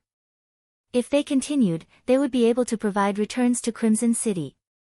Coupled with his powerful charisma and influence, no one dared to publicly criticize the expansion. Even he had to put in so much effort, so he did not dare to leave this matter to others. This was the reason why the primordial city had not sent out any reinforcements even though there was a problem in the Far Eastern region. After Yu Mian expressed his thoughts, Tiger's Mane could only nod his head in agreement after a moment of silence. Alright, then why don't we do as City Lord Yu says? Without a better suggestion, although Yu Mian's method was a little conservative, it was safe. Before Yang Qindong's telegram arrived, it would be better to do as he said. Yang Xie did not say yes or no. He was like a mute the entire time, not saying a word. He also did not understand what the young master meant, but his intuition told him that the young master of the Far Eastern region would not give up. Otherwise, he would not have sacrificed so much over the years. Yang Xie didn't say anything, so Tiger's Mane and Yu Mian made the decision. After some discussion, they decided to send the 101st Division out to assist the Far Eastern region. They wanted to find Governor Chen and bring him back. The 101st Division's commander was Lu Zhua. He was an extremely senior general. He was a calm and steady person, and it was more than appropriate for him to complete the rescue mission. They quickly came to a decision. The 101st Division was ordered to prepare for battle. 7 days later, the army would head north to the Far Eastern state. When an army set out on an expedition, it was necessary to deploy troops, allocate provisions, prepare equipment, clothing, and so on. It was a very tedious matter. Fortunately, the 101st Division was stationed near First City. Otherwise, they would need at least half a month to 20 days to complete the preparations. Time passed day by day, and with the city lord's manor and the logistics command headquarters doing their best to prepare, the various resources that were to be taken away were loaded onto carriages. Because the journey was rather long, and the roads were not easy to travel on, just the logistics alone had prepared a total of 1,000 carriages. It was said that this was only the first batch. There would be a second and third batch after that. The army set out. Along the way, the men and horses ate and chewed. Every day was a huge expenditure. Just from this point alone, Yu Mian's idea of retreating from the Far Eastern region was not considered a mistake. After preparing for a full 6 days, seeing that the army was about to set off tomorrow, Tiger's Mane called Commander Lu Zhua to his office. The two of them discussed the route of the march, how to protect themselves after entering the Far Eastern region, how to find Chen Bo and the others, and how to retreat safely. Just as the two of them were discussing enthusiastically, the office door was suddenly pushed open from the outside. Tiger's Mane, who was listening to Commander Lu Zhua's opinion, showed a displeased expression. Pushing the door open without permission was a sign of impoliteness. When he wanted to reprimand them, he could only suppress his dissatisfaction when he saw that it was Yang Si. Tiger's Mane still wanted to say something, but before he could speak, Yang Si spoke first. Tiger's Mane, Commander Lu, there's no need to discuss further. The young master is here. Huh? What? Hearing that there was no need to discuss further, Tiger's Mane was stunned. When he heard that the young master was here, his mind suddenly went blank. His first thought was that he had heard wrongly. Wasn't the sixth young master in the revered city? He had already heard that 7 out of the 8 madams were pregnant. It had to be said that the young master was indeed proficient in both literature and martial arts. He was actually so powerful in this aspect. Because of this, everyone thought that the young master should be in the palace of the revered city to accompany the madams. Who would have thought that he would suddenly appear in the origin city? That's right, the young master is here. Commander Chiu V of the Vanguard Black Cavalry has already entered the city. Let's go out and welcome him. When Yang Si said this, he was also somewhat in disbelief. However, when he saw Chiu V, all his disbelief disappeared. As the commander of the 1st Battalion of the Black Cavalry, wherever he appeared often meant that the young master would appear there. This was an indisputable fact. Hearing that even Chiu V had appeared, how could Tiger's Mane not believe it? He quickly put away the map of the Far Eastern region and walked out of the office while tidying up his military uniform.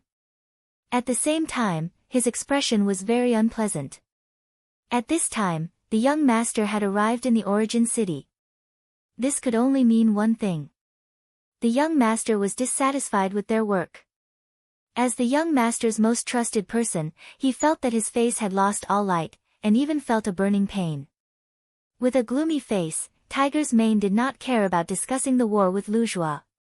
At this moment, he strode out of the army headquarters and went straight to the east gate of the origin city with Yang Si. On the way, they met Yu Mian, who was also worried and had an unpleasant expression. However, this time, the three of them did not even want to exchange pleasantries. They just nodded to each other and strode forward. At the east gate, the travel-worn Yang Qindong appeared in the distance with the Black Cavalry. In order to rush for time, Yang Qindong and the others stopped their horses but did not stop. Along the way, they changed their horses countless times and finally arrived at the origin city in the shortest time possible. Compared to the last time he left, Yang Qindong's face was also full of displeasure. Obviously, Tiger's Mane, Yu Mian, and Yang Si's response to the problem of the Far Eastern region this time made him very dissatisfied. However, although he was dissatisfied, Yang Qindong did not intend to blame the three of them. After all, not everyone knew the importance of the Far Eastern region like he did. Even in the future, the Far Eastern region accounted for more than a quarter of the entire country. It was not an exaggeration to say that once it was occupied and stabilized, it would not be far from unifying the entire Russia. Of course, the current Russia could not even be called a country. It was still living a difficult life under the oppression of the descendants of the Mongolian cavalry. At the east gate, Tiger's Mane and the other higher-ups of the origin city stood there. As soon as they saw Yang Qindong appear on the white dragon, the people led by Tiger's Mane knelt on the ground with a plop and pleaded guilty. Let's talk about it after we enter the city. Yang Qindong only looked around before he rode on his horse. This time, he did not dismount from his horse and exchange greetings with everyone, which already showed his dissatisfaction. He could not blame these people, but it was necessary to give them some face. Otherwise, if he encountered such a thing in the future, he did not know what would happen.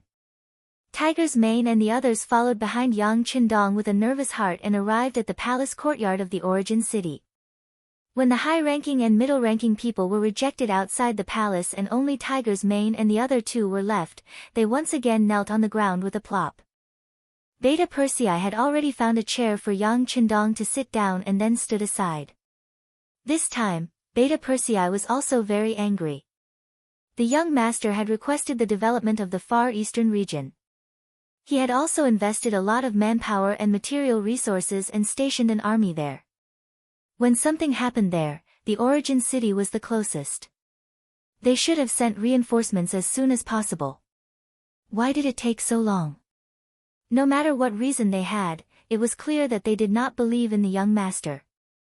Based on this point, Beta Persei had no intention of pleading for Tiger's Mane and the others. As the one who had followed Yang Qindong for the longest time, Beta Persei knew better than anyone else how powerful the sixth master was. Although his mind was also full of doubts about some things, it was undeniable that the young master's strength had completely conquered him. Even if the young master brought him and the two of them to rush into the great Ming palace, he would not be full of doubts like others. Instead, he would carry out his orders without blinking. Beta Persei's ability to execute and obey orders was something that Yang Qindong admired very much. Moreover, this person was also smart. He knew what could be said and what could not be asked. This was the main reason why Yang Qindong was willing to keep him by his side.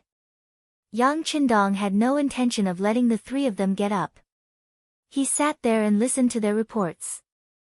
This was especially true for the northern Ming dynasty. When Yang Qindong left, he had already laid the foundation for everything.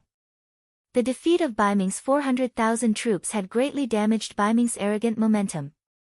In the end, they had to give in and sent Shi Heng to discuss reconciliation with Yu Mian. 1 million Han people had been sent over, and Gao Yu and the others were also sent back to Baiming's imperial court. Naturally, it was impossible for the soldiers who had surrendered to be returned. With people and a sufficient population, many things would be easier to do. The land around the origin city was once again reclaimed in large amounts. A large number of potatoes and corn were planted. It could be imagined that the origin city would be self-sufficient in terms of food in the future. His Majesty personally reported the matter, but there was no joy on his face. All of this was arranged by Yang Qindong before he left. He was just carrying out his orders and did not deserve any credit. Yu Mian had just closed his mouth after reporting when Tiger's Mane, who could not wait any longer, had already opened his mouth. "Young master, I'm guilty. Please punish me." "About the Far East." "Well, you don't have to worry about the problems in the Far East. The new army group will take good care of the origin city and be the logistics officers of the new army and the new 5 armies. Yang Qindong simply waved his hand. Chapter 1369. Young Master, our new. Knowing that Yang Qindong was displeased, Tiger's Mane still wanted to continue to fight for it. However, Yang Qindong spoke again. "This time, the young master will personally lead the troops, so you don't have to ask for instructions. By the way, this trip will use a lot of manpower. The required food and other things will be transported over from Red Nest City soon. Yes, everything will be handed over to the logistics command." As soon as he spoke, he only mentioned Yang Xi's name and even excluded Yu Mian. Immediately, Yu Mian's expression became very ugly. Yu Mian was not as simple as Yu Qian's son. If that was the case, Yang Qindong would not have given him such an important task. At most, he would have spent more money to find a comfortable position for him to stay. But he didn't. Instead, he placed such an important burden on him. Just this point alone was enough to prove his ability. However, having ability did not mean that he was completely open-minded. At least, when it came to dealing with the matters in the Far Eastern region, he did not do very well. His thinking was too conservative. In this matter, Yang Qindong could also see that a person like Yu Mian had no problem keeping his position, but when it came to pioneering, he was still lacking a lot. Since that was the case, he would just guard his home well. This could be considered as making the best use of people. Tiger's Mane and Yu Mian, the two people who opposed increasing the investment in the Far Eastern region, had stepped aside. Only Yang Xi, who had always advocated for greater support, was placed in an important position. This already showed Yang Qindong's attitude. By the way, This time, the new Second Army will also be transferred to the front line of the Far Eastern region. The two cities that they are guarding, Shaojing and Jingzhou, will belong to the new First Army's line of defense in the future. The two of you must guard them well. Yang Qindong seemed to have thought of something and added this sentence. After that, he turned around and left. They had not rested along the way, so they had to have a good sleep first. After Yang Qindong left, Yang Si also had a lot of things to do and went to the logistics command to make arrangements. Only Tiger's Mane and Yu Mian were left behind. Needless to say, Tiger's Mane's performance this time had disappointed the young master. He regretted it 1,000 times. If he knew that the young master valued the Far Eastern regions so much, he would not care whether the effort and the reward was proportional. He would have ordered the troops to send support long ago. Now, not only himself, even the new Second Army's army, this time, even the new Second Army was thrown to the side. This made him feel very uncomfortable. However, Yu Mian, he did not have to admit. After all, we mains, he's mains not, he's, unconvinced to the young masters, he, to the tiger, and to the main, he and main. The Far Eastern region is too far away from us, and it's too barren. The more support we send there, the greater the losses will be. I'll talk to the sixth young master about this matter now. I want to dissuade him. As he spoke, Yu Mian strode in the direction Yang Qindong left. Tiger's Mane shuddered and followed closely. He also wanted to see if Yu Mian could persuade the young master. If that was the case, it would at least prove that their decision this time was not wrong. Yang Qindong had just returned to the palace of the first city to wash his face. Just as he was about to go to the bedroom to have a comfortable sleep, Beta Persei came to report that Yu Mian wanted to see him. No, the young master is tired. Yang Qindong waved his hand. Of course, he knew what Yu Mian was going to say. He really did not want to argue with him now. It was not scary for a person to make a mistake. What was scary was not realizing one's mistake at all. However, seeing that his father was Yu Qian, he did not have the intention to argue with him. Young master, you'd better meet him. Governor Yu is kneeling outside the door. He said that if you don't meet him, he will kneel there until he dies. Beta Persei scratched his head and said with a headache. This Yu Mian is really pedantic. After Yang Qindong heard this, he knew that he would not be able to sleep. He knew that the imperial censors of the great Ming dynasty were very powerful. Some of them were not even afraid of death in order to help the emperor. On the contrary, some people were proud of it. Even if the emperor ordered them to be killed, they were still excited that they could be written in the history books. Yang Qindong could not understand this at all. If this was not lunacy, then what was? However, he had not experienced it in all these years, so he thought that it was just a legend. Now, there was finally one. Sigh. After a sigh, Yang Qindong knew that he had to meet this person. Let him in. Yang Qindong had no choice but to tidy up his clothes and said helplessly. Young master, Tiger Man is also kneeling outside. Look. Beta Persei reminded carefully. Come in, come in. One was to raise, two was also to let go. Yang Qindong decided to meet them and see what they had to say. Beta Persei walked out after receiving the order. After a while, Yu Mian and Tiger Man walked into the hall. When they saw Yang Qindong, they knelt together. There's no need to kneel. If you have something to say, just stand up. Yang Qindong kindly dissuaded them. No, this time I must speak while kneeling. Yu Mian was like a stubborn donkey that would not turn back until it hit a wall. He raised his head and straightened his neck. Okay, okay. If you want to kneel, then kneel. Yang Qindong looked at Yu Mian, who looked like he would die if he did not kneel. He was too lazy to care. As long as the other party was happy, he could do whatever he wanted. Finally, he could kneel on the ground. Yu Mian looked quite happy. He first straightened his body and then said, King, it was my idea not to send troops to support the Far Eastern region. It has nothing to do with Commander Tiger. This subject believes that the far eastern province is too far away. Moreover, half of the year is cold. There is no future for development in such a cold place. It is not worth investing too much in that place. Now that you have decided on the grasslands, you said that there are many mines near the beginning city.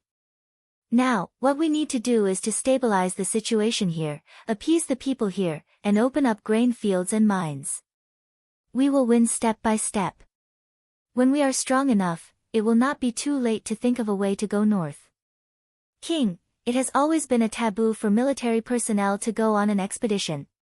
King, you can't put the army in danger because of your reputation. It is not worth it. As he spoke, Yu Mian knelt on the ground and kowtowed. With just a few kowtows, blood seeped out of his forehead. If not for Tiger's mane, who was at the side, who reacted quickly, the consequences would have been even more serious. This scene opened Yang Qindong's eyes. In the past, he had seen in some history books that some upright officials had done all sorts of courting death in order to make the emperor accept them. However, that was only limited to written records. In this life, he had become Bugnam of Gojoseon, but none of his subordinates had done so. He had attributed everything to his own wisdom. Because he was wise, his subordinates would not oppose his ideas. But now, Yu Mian's actions had let him know that even if he thought that something was right, others would not necessarily think that way. He sighed in his heart. Do you think that what is right must be right? Of course, Yang Qindong would not say such words out loud. It would hurt the hearts of his subjects, and it was not something a ruler would do. What he wanted to do now was not to reprimand, but to reason. Using reason to convince the other party was using virtue to convince them.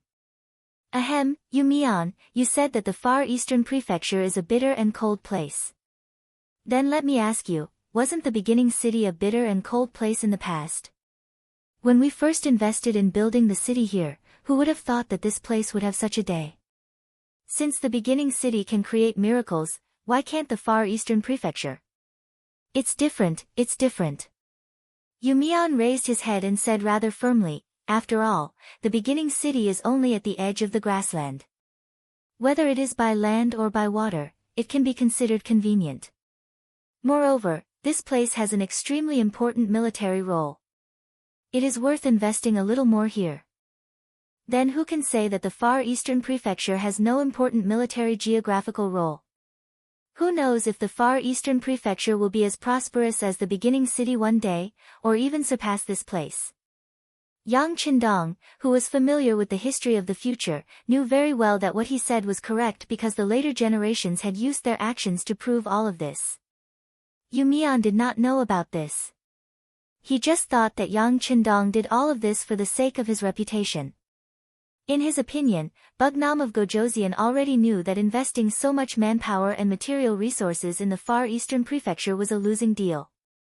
It was just that he cared about his reputation and could not admit it. Now, he still had to continue to invest more manpower and financial resources in the far eastern prefecture. This was simply going further and further down the wrong path.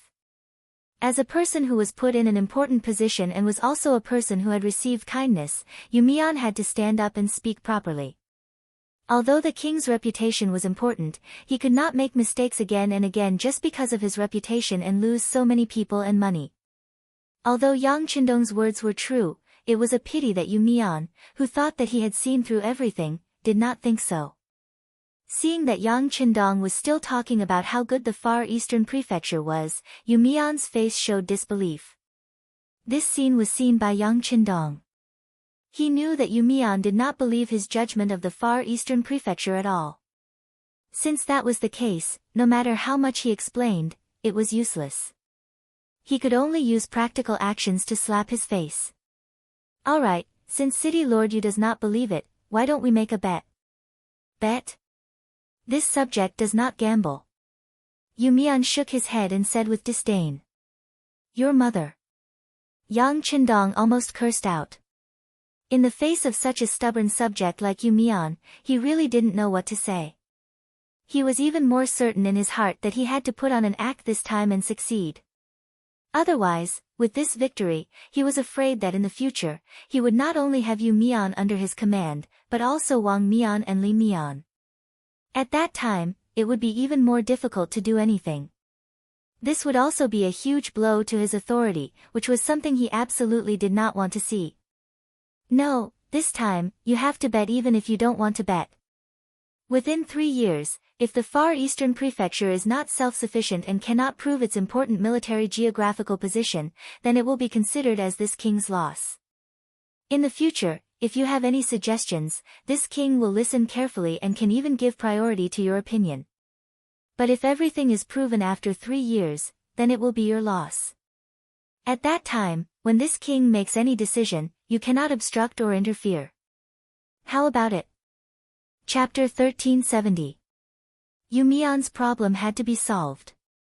Otherwise, there would be endless trouble in the future. Think about it. This time, even Tiger's mane was persuaded by the other party. Yu Mian himself did not know what would happen next time. It was only a 3-year time limit. It could be said that Yang Qindong was going all out this time. At least, that was what Yu Mian thought. It was only 3 years. So what if Bugnam of Gojoseon caused trouble for 3 years? Once he failed, there would not be such a rash thing in the future. It was worth it no matter how one looked at it. As for whether the 6th young master would win or not, Yu Mian did not consider it. He was involved in every bit of the construction process of the first city. There was no need to mention how many difficulties there were. This was because the first city was not too far away from Liaodong and Baiming's capital, so he could get help for everything he needed. Of course, the Far Eastern region would also receive the support of Qiqian City. With Bugnam of Gojoseon around, perhaps they would receive more resources. However, so what? After all, it was too far away. Could it really be like the first city? At least, Yu Mian did not believe it. No matter how one looked at it, this matter was worth a gamble. In the end, Yu Mian raised his head. Okay, I'll bet. After Yu Mian agreed to the bet, he could no longer interfere with Yang Qindong's every move. He finally relaxed and the first thing he did was to sleep. No matter what he wanted to do, he had to have a good body first. This was a prerequisite. Just as Yang Qindong was about to fall asleep, news of his bet with Yu Mian had also spread. This was naturally Yu Mian's idea. He was afraid that Yang Qindong would go back on his word. He wanted to make this matter a reality. Yang Qindong did not know about this. Even if he knew, he would not care too much. Since he dared to say it, he was naturally confident that he could win. He slept all the way until night. When Yang Qindong woke up, he was full of energy. Beta Persei also took the opportunity to take a nap. When he saw that Yang Qindong had woken up, he carried a basin of water into the room. While his master was washing his face, he said, "Young master, Commander Tianhu, Commander Sherbei, and Commander Dai Qua are all here. All right, summon them into the palace to discuss matters." Yang Qindong put down the towel in his hand, a confident smile on his face. After obtaining Yang Qindong's permission, the world's #1 cavalry division completed the task of expanding the army in a few months. This was all thanks to Baiming's Liaodong cavalry. In the battle with them, they had captured more than 40,000 people. Most of them had been educated and became glorious soldiers in the world's #1 cavalry army. After the expansion, the world's #1 cavalry army's combat strength had also increased exponentially. With more than 40,000 soldiers, they would not be afraid even if they faced enemies several times their number. Needless to say, they were already humiliated by the fake surrender. They were eager to change themselves through a big battle. They naturally responded to Yang Qindong's summons this time.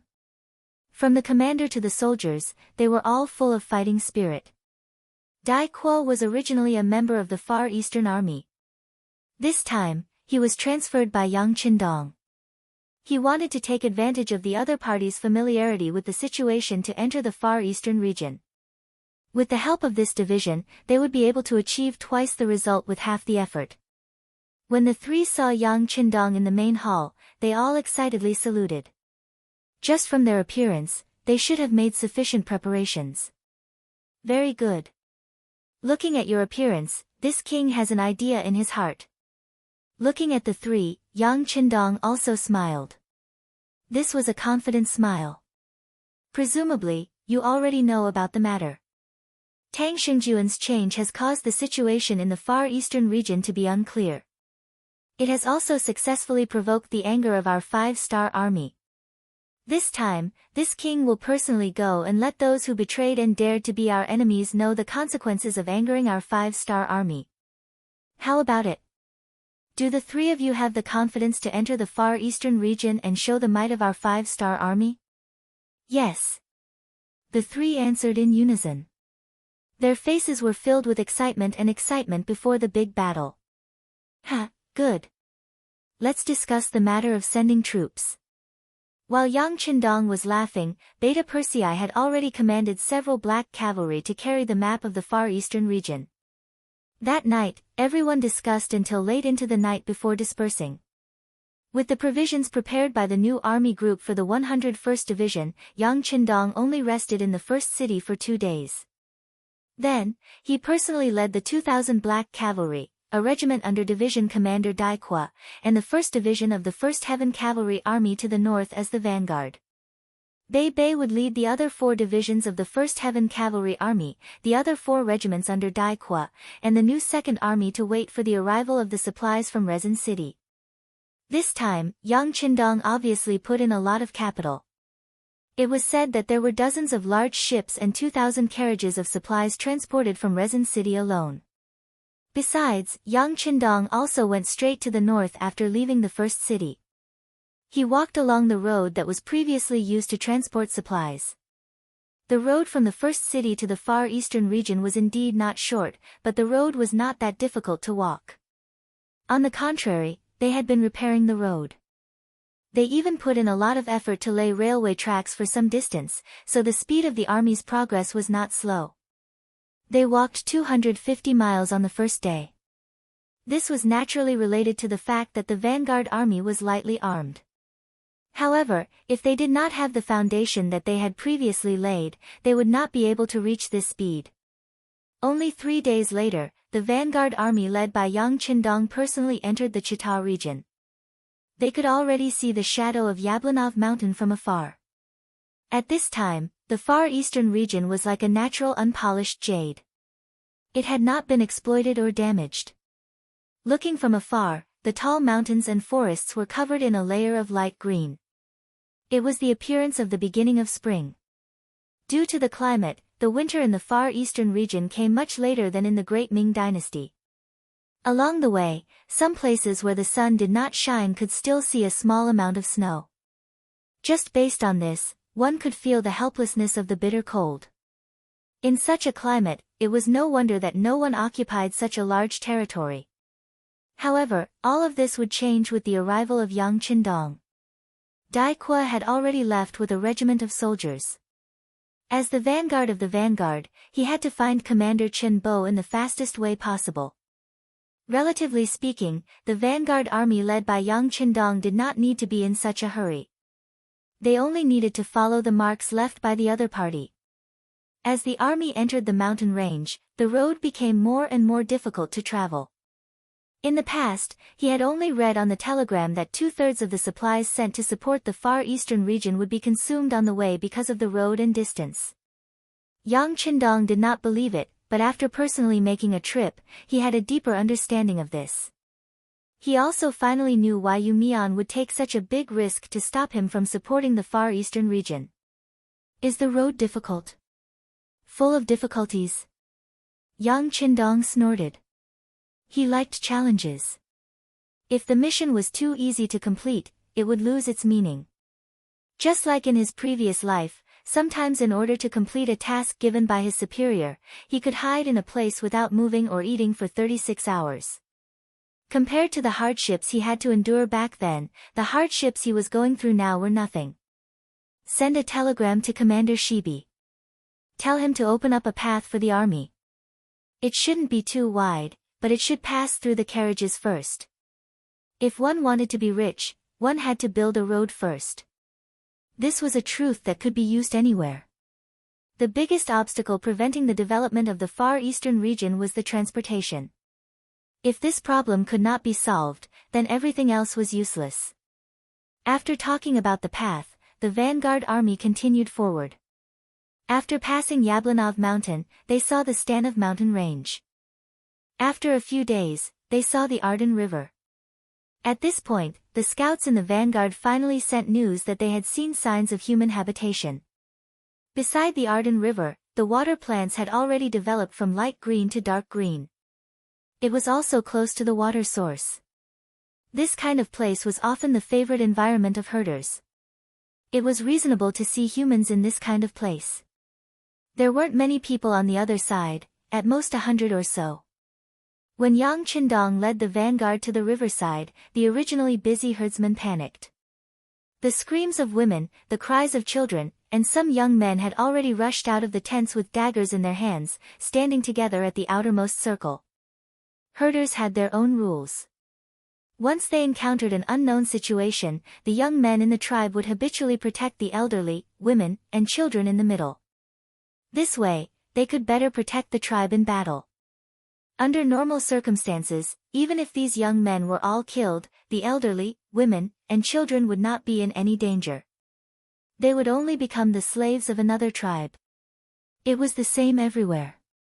If one wanted to survive, they would always need a large number of people.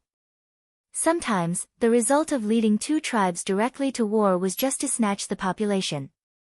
Sometimes, a woman would be snatched more than a dozen times from her youth to her old age, so much so that she would forget who the first leader of the tribe was. The sudden appearance of the 5-star army, each riding a tall horse and holding a sharp saber in their hands, caused the young men of this small tribe to show fear and powerlessness. When one side's strength was thousands of times stronger than the other side, there was no need to fight this war. This also caused them to feel despair. Army, stop advancing. Beta Persei shouted after receiving the order.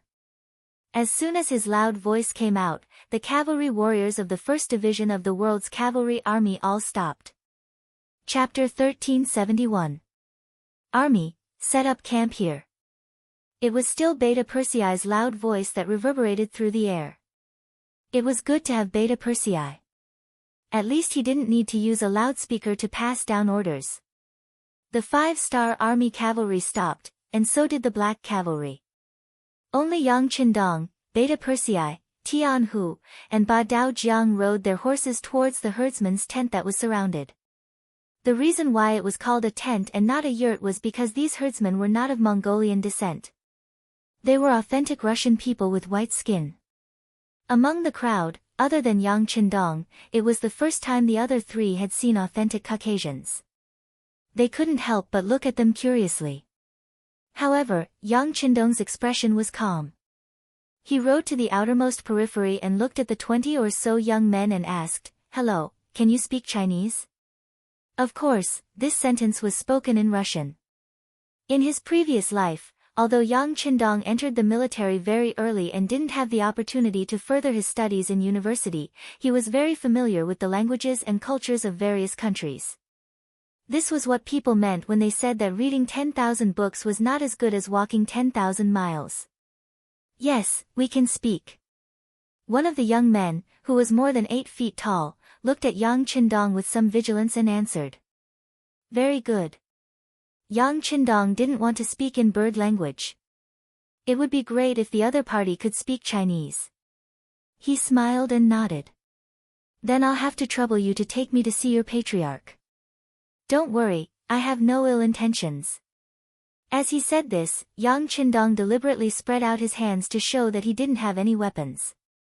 He looked harmless and friendly.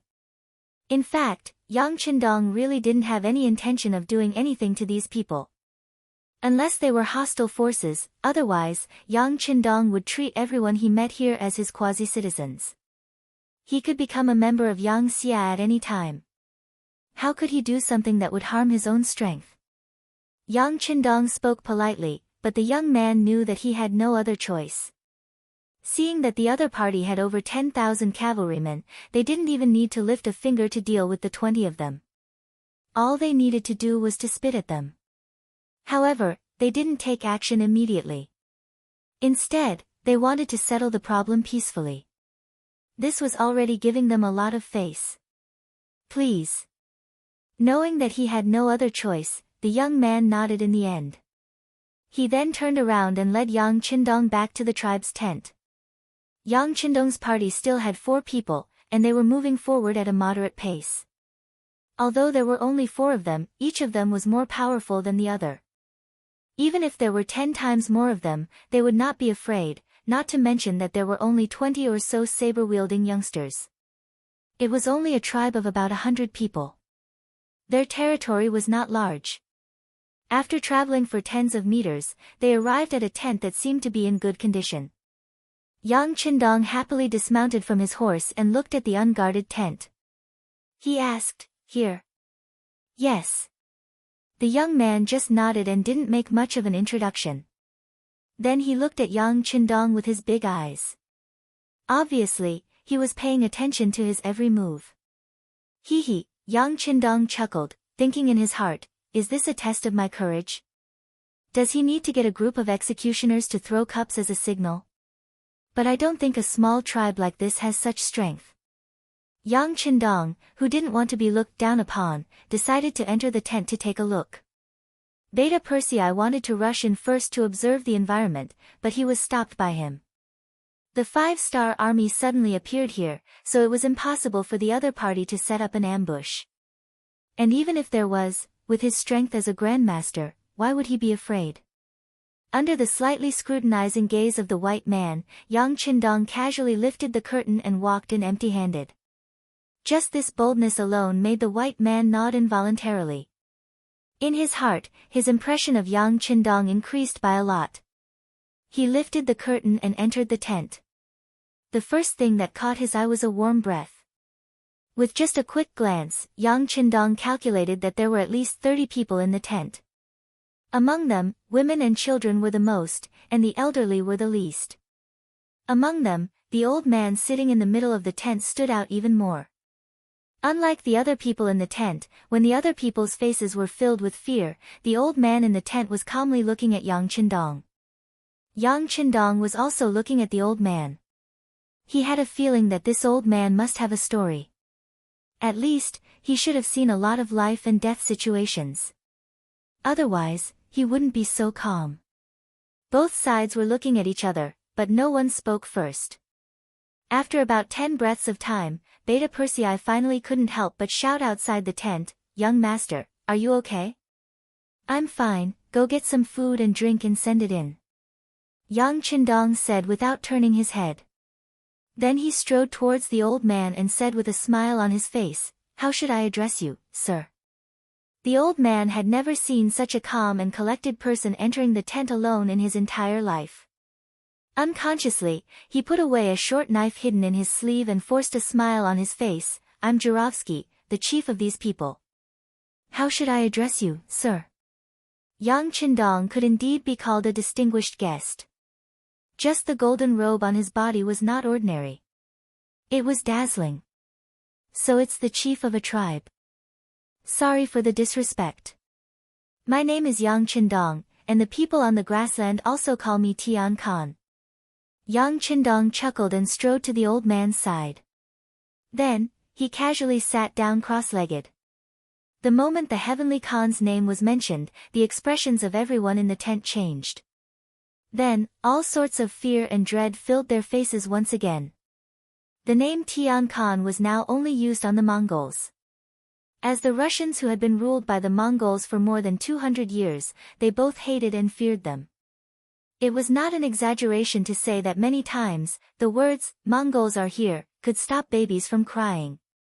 Yang Qindong saw everyone's reaction, and he wanted to explain something.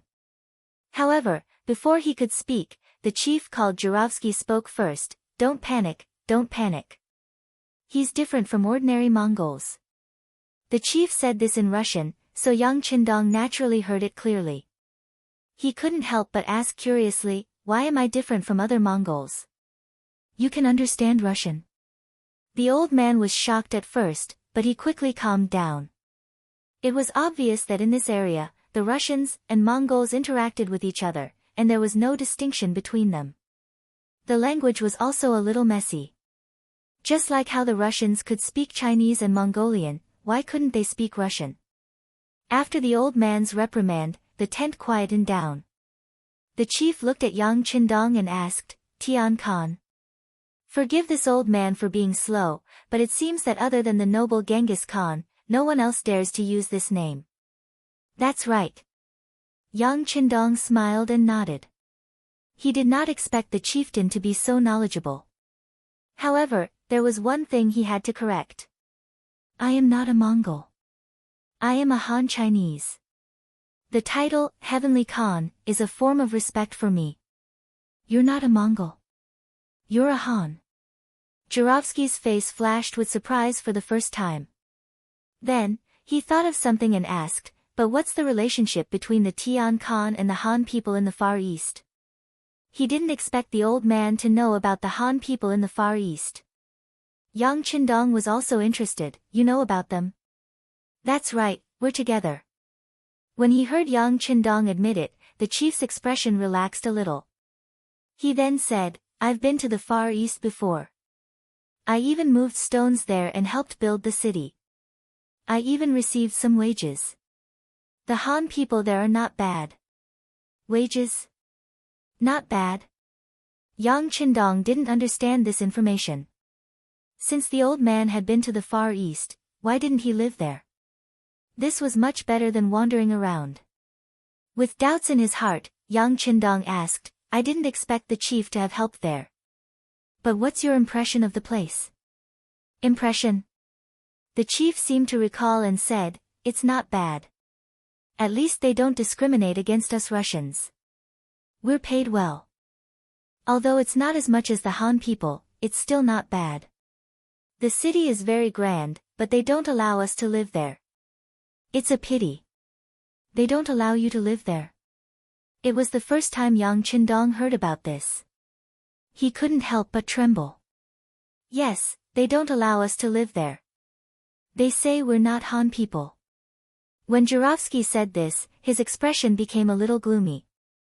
Hearing this, Yang Qindong smiled bitterly in his heart. He had told Chen Bo that those who weren't of his race would have different intentions. However, it didn't mean that other people were not allowed to live in the city except for the Han people. Just like the beginning city, not all of the people living there were Han people. Many of them were from various Mongolian tribes. Even foreign merchants who came from afar were allowed to live in the city. As long as they could prove their identity and were not hostile or dangerous, they had the right to live in the city. The only difference was that they had to pay a higher price than the Han people. Yang Qindong knew why the Far East hadn't developed in the past few years. It must be because the policy was wrong. Speaking of Chen Bo, his ability to lead an army and fight a war was not bad. However, he was better at persuading people. Otherwise, he wouldn't have become one of the earliest political commissars in the Cold Front. It was a pity that he didn't have the experience of building a city, nor did he have the opportunity to learn. He just did it based on his own ideas. It was inevitable that he would take a lot of wrong paths. He also didn't know how to mobilize the people and how to rely on the people to build a base. Chapter 1372. Thinking of this, Yang Qindong was even more confident about the 3-year agreement. In the past, he couldn't find the root of the problem, but now, he knew where the mistake was. As long as he corrected it, the development of the Far Eastern Prefecture would improve. Perhaps in less than 3 years, everything would change, and the Yang faction would have another large base of operations. If he wanted to change, he had to start with himself. Thinking of this, Yang Qindong stood up. Seeing Jurovsky's confused look, Yang Qindong stood up and bowed to him. This bow frightened Jurovsky. He would never forget that the Heavenly Khan had 10,000 cavalrymen just outside the tent. Now that he was on the chopping block, how could he accept such a great bow? Jurovsky wanted to get up and move out of the way, but Yang Qindong had already turned around and bowed to everyone in the tent. His voice rang out, "What happened in the Far Eastern region was unfair to everyone. Since I, the Heavenly Khan, am here, I naturally have to change.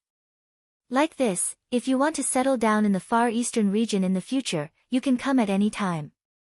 I swear in the name of the Heavenly Khan that when that time comes, as long as you are willing, you can live in the city. No one will chase you away. The so-called relying on the people to establish a base. It referred to uniting more people to fight against the enemy. Of course, it was not only the Hans who would unite, but also the local natives, the nearby Russians, and the Mongols who were willing to turn over a new leaf. In fact, uniting more people meant uniting more people who were willing to stop fighting, willing to work for peace, and willing to work for a better future. As long as they were willing, regardless of race, skin color, or region, they would unite together. Only then could the Far Eastern region gain the strongest influence in the shortest time possible and establish a firm foothold.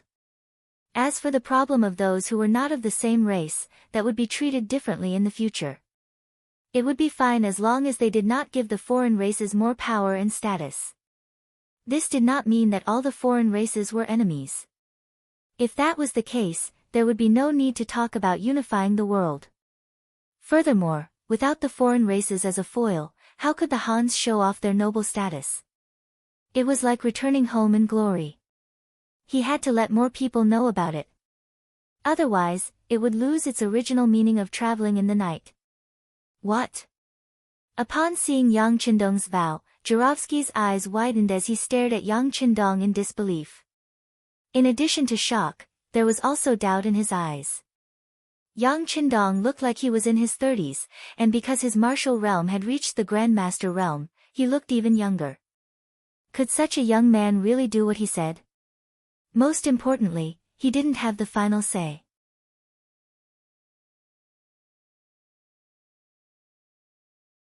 After a person filled their stomach, the next thing to consider was how to obtain more wealth so that they wouldn't starve anymore. Yang Qindong, who was very clear about the hearts of these herdsmen, used his trump card, silver. When Yang Qindong explained to Jurovsky that in the future, people other than the Han people would be allowed to live in the Far Eastern region, and not only that, as long as they acknowledged and returned to the Far Eastern region, they would be able to obtain an identity certificate, be allocated farmland, have a job, and have their own house. Jurovsky's eyes lit up when he heard this. Because of the geographical climate, the Far Eastern region was indeed vast and sparsely populated. However, this didn't mean that there were no people here. It was just that the place was too big and there were too many people, so it didn't attract much attention. However, if one were to count carefully, the population here would be at least a few 100,000, or even more. There were countless mountains, forests, and lakes here. There were wild beasts in the mountains and fresh fish in the lakes. These were all things that could fill one's stomach. Compared to the grassland, which only had green grass, it was many times better. Thus, this place had always been very attractive. The reason why people didn't come here was because the winter was too cold and there was no guarantee of safety. However, if they had a place like the Far Eastern region, they would have their own house. Winter wouldn't be so cold, and there would be more guarantee of safety. Thus, how could such a place not be attractive? After hearing Yang Qindong's words, Jurovsky nodded solemnly. Thank you, Khan Tian. Don't worry, I will do my best to tell this good news to the other tribes. Yang Qindong was in a good mood after persuading Jurovsky without much effort. Then, he casually asked if anything special had happened in this place recently. This was just a casual question. Yang Qindong didn't think that Jurovsky would know anything. After all, they still didn't know that there was a mutiny in the Far Eastern region. Naturally, they wouldn't know too much about the outside world. What was unexpected was that this was just a casual question, but he actually managed to get some information out of it. Jurovsky actually said something strange. Heavenly Khan, it's not far from here by the Amuga River. Our tribesmen accidentally saw a group of Mongolian cavalry stationed there. Mongol cavalry? When he heard this, Yang Qindong's eyes lit up. He immediately asked, how many people? A few hundred. You can ask Nikolaev for the specifics. He was the one who saw it. After saying this, Jurovsky said something to a woman beside him. The woman nodded and left. Not long after, Nikolaev walked into the tent. Nikolaev was the leader of the young people who blocked the 5-star army. However, when he saw Yang Qindong this time, there was no longer any hostility in his eyes. Instead, there was only gratitude. He was oppressed and ruled by the Mongols since he was born. He lived like an ordinary person. Nikolaev's biggest wish was to be able to eat a full meal. Later, he slowly grew up, but this small wish was never fulfilled. After marrying and having children with his wife, who was also of the lower class, he placed this wish on his son. He only hoped that one day, his son would be able to eat a full meal. Then, even if he died, he would be able to close his eyes. Today, this wish was finally fulfilled. Just now, he saw his only son eat a lot of food until he couldn't eat anymore. When he was about to vomit, he cried. Ever since he was young, no matter what difficulties he encountered, even if he didn't eat for a few days, he had never cried. He still used all his strength to fight against fate. However, when he saw his son eat a full meal and his stomach bulge, he finally couldn't control his tears. He felt that his life was worth it. His wish was fulfilled. It was all thanks to Yang Qindong. Now that his benefactor had something to ask him, he naturally didn't hide anything. He told Yang Qindong about how he saw a group of Mongol cavalry a few days ago when he wanted to make something for his son to eat. Chapter 1373. There are about 300 of them. Everyone is riding a horse and carrying a sword. They are like the Khan's soldiers. No. They are not as strong as the Khan's soldiers. Many of them look like they are emaciated and their clothes are old. As a poor man, Nikolaev was very attentive to details. After his description and Jurovsky's judgment, he finally determined that these people should be the Mongolian cavalry. Looking at their flags, they should belong to the Khan of Siberia's soldiers and should be in the reconnaissance category. This should be a group of Mongolian cavalry. Their mission was to be in charge of guarding the perimeter while keeping an eye on any suspicious targets. Once confirmed, they would call their friends and surround them. Phew! Yang Qindong let out a sigh of relief. With just this group of Mongolian cavalry, Yang Qindong could at least conclude that Qin Bo and the others were fine. Otherwise, these cavalrymen under the Siberian Khan wouldn't be so careful and set the perimeter so far away. Are you willing to take us to find these Mongolian cavalry? Since he knew the whereabouts of the enemy, Yang Qindong naturally would not let it go so easily. His gaze fell on the young man Nikolaev and asked. Nikolaev's face was a little nervous, but his answer was still straightforward.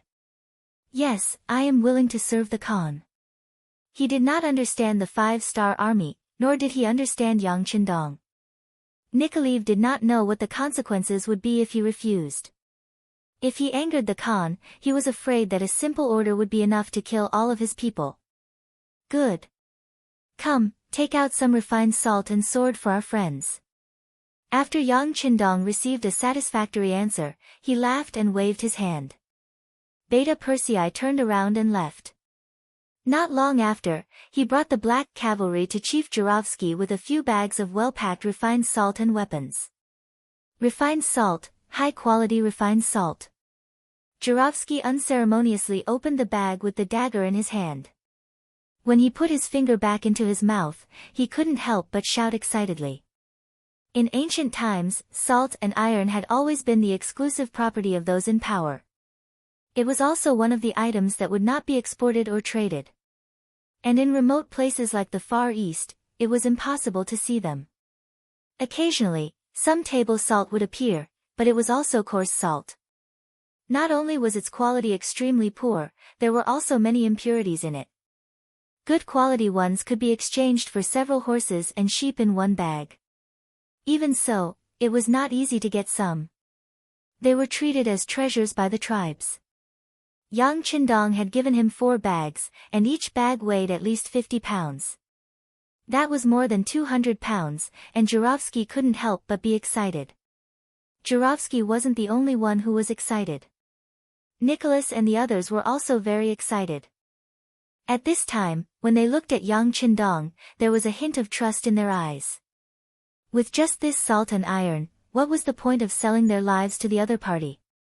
It had to be said that in such a remote and bitter place, a human's life was the most worthless existence. Sometimes, for a mouthful of food, there would be people who would sell their dignity, strength, and life. Yang Qindong was willing to give out these things. In a sense, Nicholas' life already belonged to him. Without disturbing the celebration of this small tribe, Yang Qindong left the place. While ordering the army to rest, he also called Commander Tian over and told him to prepare to send out a group of cavalry to follow Nicholas to the Amurga River and take down the hundreds of Mongol cavalry. Just treat it as interest, thinking about how the Far East province had suffered heavy losses from the surprise attack, a murderous intent flashed across Yang Qindong's eyes. It had always been him finding trouble with others. Since someone dared to provoke him, he definitely couldn't let them go. That night, this small Russian tribe didn't sleep at all. They surrounded the salt and iron just like that. Some of the young men also changed their rusty iron weapons under Jurovsky's orders and took out sharp cavalry swords. At this time, the things that Yang Qindong gave them were the hope of their tribe. They definitely couldn't lose them. Nicholas wasn't part of the people protecting the salt and iron. Not only him, but there were also 4 other people who didn't participate in the guard duty last night. Under Jurovsky's orders, they had a good night's rest. Today, they would follow the Heavenly Khan to deal with the Mongol cavalry. When Yang Qindong walked out of the tent in the morning, he was also full of energy. After reaching the Grandmaster realm, Yang Qindong could sleep peacefully in any environment as long as he wanted to. This was one of the main reasons why he was full of energy. Tian had already brought 1,000 cavalry and was ready to set off at any time. This time, he was going to personally lead the army to kill the enemy, leaving behind Division Commander Taimu, with a sad expression. Nicholas had breakfast with the soldiers of the 5-star army, and he saw a satisfied look on the faces of the 5 soldiers. To them, they had never eaten such a delicious breakfast in their lives, let alone enough to fill their stomachs. When Nicholas and the others looked at the 5-star army soldiers after breakfast, their eyes were filled with envy. Beside the Amurga River, there were many military tents here, and from time to time, one could see men in Mongol clothing walking back and forth. Sometimes, they would even patrol around the river. Just as Yang Qindong expected, this was the Siberian Khan's cavalry unit. Their mission was to be in charge of the safety of this area, and at the same time, to see if there were any enemies from the Far East who escaped from here. However, their gazes were mostly on the inner side, and they did not pay much attention to the south of the Amurga River. In their eyes, the enemy was in the north, not the south. As for whether or not someone would attack them from the south, it was not a problem for them to consider. There were 300 Mongol cavalry here. Although they were not elites, they were not something that anyone could target. For example, if Chieftain Jurovsky's 100-man tribe encountered them, they would probably run as far away as possible. If they wanted to face 300 Mongol cavalry who lived on horses all year round, they would need at least 1,000 cavalry to dare to take the risk. This was where Ahichi's confidence came from. As the general of the 300 cavalrymen, he had never thought that anyone would harm him. All he thought about was how to find the Far East army that had escaped and then strike at them to gain merit. As such, when Yang Qindong brought 500 black cavalry units to the south of the Amurga River, Ahiki, who received the news, did not panic. Instead, he calmly walked out of the tent. When his subordinates reported that there was a cavalry unit in black armor outside the tent, Ahiki did not believe it and thought that it was an exaggeration. No matter if it was in Siberia or the Far East, iron was hard to find. If a normal person could get a good weapon, they would be proud of it for a long time. Who would be able to make armor out of iron? That was not a waste, but a luxury. Even the personal guards of Khan Hulahan only had leather armor on their upper bodies, which was already very enviable. With disbelief, Ahiki walked out of the tent. As expected, he saw a sea of black armor, and his eyes were filled with greed. Even though there were 500 cavalry, far more than the 300 he brought with him, there was no fear in his eyes. However, there was no trace of fear in Ahichi's eyes. Perhaps it was because he had not had an opponent for many years, but he was used to treating everyone as prey. Even if there were 500 Black Knight Dragon Guards, he still thought the same. He was already used to treating this area as his own backyard. Ahiki did not think that there was anyone he could not defeat. Even if there were more enemies than him, and their equipment was better than his, it was still the same. War is not about who has better equipment. Ahiki muttered to himself.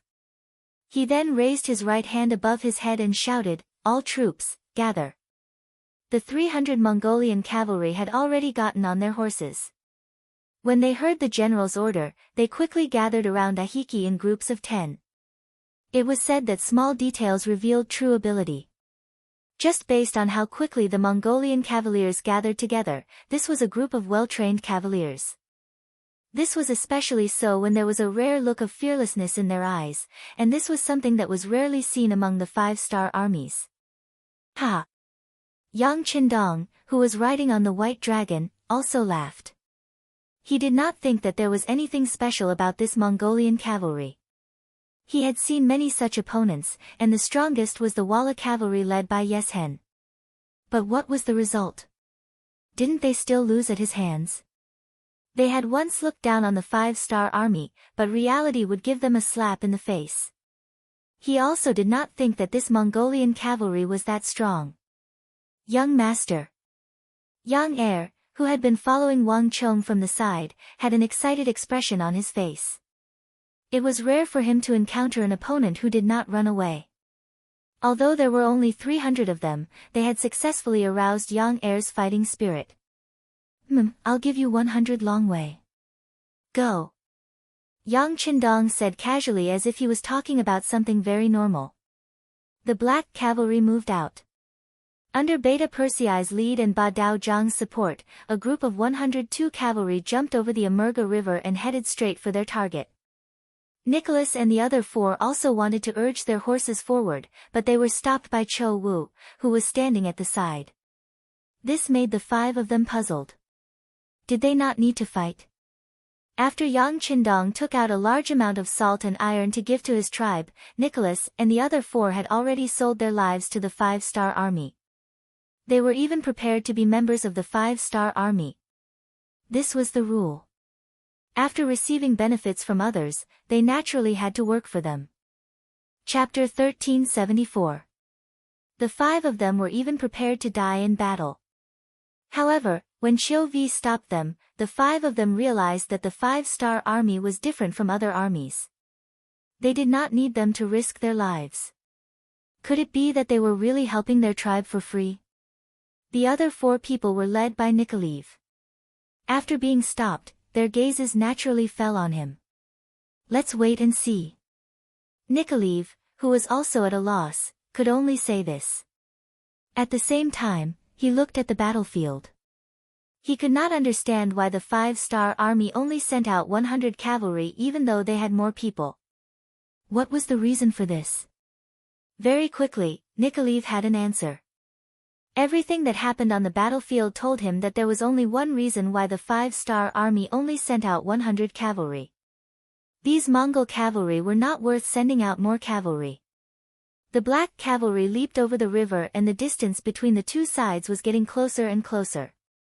When they were less than 4 li away, Ahichi shouted, 100 cavalry on each side, charge. Ahichi thought that he had seen through the situation and that the enemy had sent out 100 cavalry to test the waters. This was his chance. He only needed to kill these 100 cavalry as quickly as possible and take advantage of the fact that the enemy had not reacted to the situation to kill them. Then, the situation would be settled. When he thought about how the enemy's black armor would increase his army's combat strength by at least 50%, he began to laugh maniacally. It was truly a blessing from the gods that such a good preparation was placed in front of him. There was no reason for him not to accept it. On the battlefield, the 200 Mongol cavalry shouted and made all sorts of noises. They spread out and surrounded the 100 black cavalry. Although there were only 200 of them, because their formation was too spread out, it actually gave off a strong momentum. They either went towards the left wing or the right wing. Some even went towards the middle. The sabers in their hands continuously spun as they prepared to strike. On the other hand, the 100 black cavalry soldiers also spread out. With Beta Persei, Ba Daojiang, Peng Yu, and the others at the tip of the arrows, they formed groups of around a dozen people, and they tore through the air like arrows that left their bows. They headed straight for a Hechi, who was protected by 100 Mongolian cavaliers. It was as if no matter where the wind blew, he would just go all the way. Fire! Fire! Ahechi's face revealed a trace of panic when he saw that the incoming enemy did not care about being surrounded and instead went straight for the root of the problem. Although there were only 100 of them, for some reason, they gave him a great sense of pressure. It was like being stared at by a wild beast on a grassland. With a command, the 100 cavalrymen beside him quickly took out their strong bows, nocked their arrows, and began to shoot. Whoosh whoosh whoosh, arrows pierced through the air unceasingly, their target being the 100 black cavalry soldiers who were charging straight at them. At the same time, a large number of Mongolian cavaliers also surged in from the left and right of the black cavalry. It was not an exaggeration to say that there was an ambush from all sides. At that moment, the black cavalry had already met with dozens of Mongolian cavaliers in front of them. Their black clothes and black armor allowed them to ignore normal arrows. At that moment, they only needed to swing their swords and kill the enemies who were charging at them. Clang clang clang, the Black Knight Dragon Guards did not show any signs of slowing down, nor did they make any movements to dodge. They allowed the arrows to hit their bodies, and the sound of metal clashing could be heard. Then, the sabers in their hands clashed with the sabers of the Mongolian cavalry in front of them. Then, an unbelievable scene appeared. The Mongolian cavaliers who were riding on their horses with ferocious expressions were stunned on the spot. It was as if their acupoints had been sealed. They did not move at all and allowed the black cavalry soldiers beside them to jump past them as if they did not know what was going on. This scene shocked Nikolaev, who was watching the battle. This scene shocked Ahechi, who was commanding the battle. This scene shocked the Mongolian cavaliers who were flanking them from the left and right. A scene that should not have happened on the battlefield happened just like that. But everyone knew that swords and sabers had no eyes on the battlefield. Often, the outcome of a battle could be decided in an instant. There was absolutely no room for the slightest bit of absent-mindedness or carelessness because it often meant that one was already walking together with the god of death. But now, it was not just one Mongolian cavalier, but dozens of Mongolian cavaliers who were standing there. It was as if a spell had been cast on them and they did not move at all. This scene was so real that it caused everyone who saw it to have a big question in their hearts. They could not help but ask in their hearts, what is going on? What is going on now? While most people were still confused, Beta Persei led the black cavalry and did not stop charging forward. They continued to charge forward bravely and soon, they reached Ahechi's camp and stood in front of the Mongolian general. Kill! Ahechi was also puzzled as to why his cavaliers did not move. However, with the enemy before them, he could not care so much. He clamped his legs on his horse and rode forward with his saber raised. Dang, dang, dang. When the two sides came into contact, they exchanged 3 saber blows in an extremely short period of time. Only the most elite cavaliers could achieve such a speed. Only the veterans who were one with their horses could do it so skillfully. The black cavalry slashed 3 times in a short period of time. Ahechi and the others who were passively defending also blocked 3 saber blows. A huge force traveled down the saber to their arms, causing the arms of the 100 Mongolian cavaliers to tremble uncontrollably. Shock rose in their hearts. Not only was the speed of their opponent's saber extremely fast, the strength was also extraordinary. He was definitely a tough opponent. Before the shock in their hearts could completely disappear, an even more shocking scene appeared. After blocking the 3 slashes, they were shocked to find that the sabers in their hands had actually broken into 2. This sudden scene shocked everyone, causing them to be at a loss for what to do. They were completely shocked, just like the dozens of Mongolian riders earlier. Their minds were blank as they sat on their horses, forgetting everything. How could they have known that the black cavalry dragon guards had already changed their weapons to divine sabers? This was something that Yang Qindong had specially brought out from the military factory in Crimson City. As Yang Xie gained more and more iron ore, his forging skills continued to improve. The quality of the sabers also increased greatly. Every new divine saber lived up to its name. Not only were the sabers thinner and lighter than normal sabers, they were also sharper and had reached a state where they could cut through iron like mud. In just 3 saber blows, they were able to cut the enemy's saber in half. This showed how powerful and tough the saber was. Get down from your horses. Beta Persei and the others, who had succeeded in one strike, reined in their horses. Then, they swung their arms and used the backs of their sabers to smack down on the backs of the Mongolian cavaliers who were still standing on their horses with shocked expressions. Under the powerful force, the Mongolian cavaliers who were unable to defend themselves in time fell down from their horses like dumplings. 100 Mongolian cavaliers, including a Hechi, were all captured at the start of the fight. This sudden scene also shocked the Mongolian cavaliers who were charging over from both sides. In their eyes, a Hechi and the others were captured the moment they came into contact with the black cavalry. How did this trick work? They really could not understand it. It was only when the dozens of Mongolian cavaliers who were fighting against the Black Knights and Dragon Guards on the battlefield suddenly shouted and ran in all directions with their broken sabers in hand that the other Mongolian cavaliers noticed that the weapons in their comrades' hands had been broken into 2 at some point in time. They finally figured out what had happened and why their general had been taken captive in a single encounter. The remaining 100 or so Mongolian cavaliers suddenly changed their direction of charge. They no longer fought against the black cavalry. Instead, they ran in all directions. A group of cavaliers dressed in black armor and equipped with spirit. They could ignore the arrows fired from afar and also had sabers that could cut through iron like mud. This kind of opponent was not someone they could fight against. Since they could not win, they could only run. They had to report this news to the Khan. Not good, they want to run. Nikolaev instinctively shouted and immediately rode out. The scene that had just happened in front of him had stimulated him greatly. In their eyes, they were invincible and there was nothing they could not win. Wherever they appeared, it was as if a gust of wind had swept through and not a single blade of grass grew. Once any of the Russian tribes met them, they would usually run away before the battle even started. Yet, it was precisely such a powerful existence that was unable to withstand a single blow from the Black Knight Dragon Guards. In just a single exchange, the Black Knight Dragon Guards were defeated. This was simply too unbelievable and unbelievable. After the shock, Nikolaev's eyes were filled with killing intent. The Mongolian cavaliers were defeated. Was this not the time for him to collect the blood debt? He thought about how his tribe originally had more than 1,000 people, but after being attacked by the Mongolian cavaliers time and time again, there were only a few hundred people left. How great was this hatred? Even in his dreams, he wanted to take revenge. He could only hate the fact that his strength was limited. Now that the opportunity had finally appeared, how could he let go of this chance to beat the dog in the water? Nikolaev wanted to chase after the enemy, and the 4 companions beside him did the same.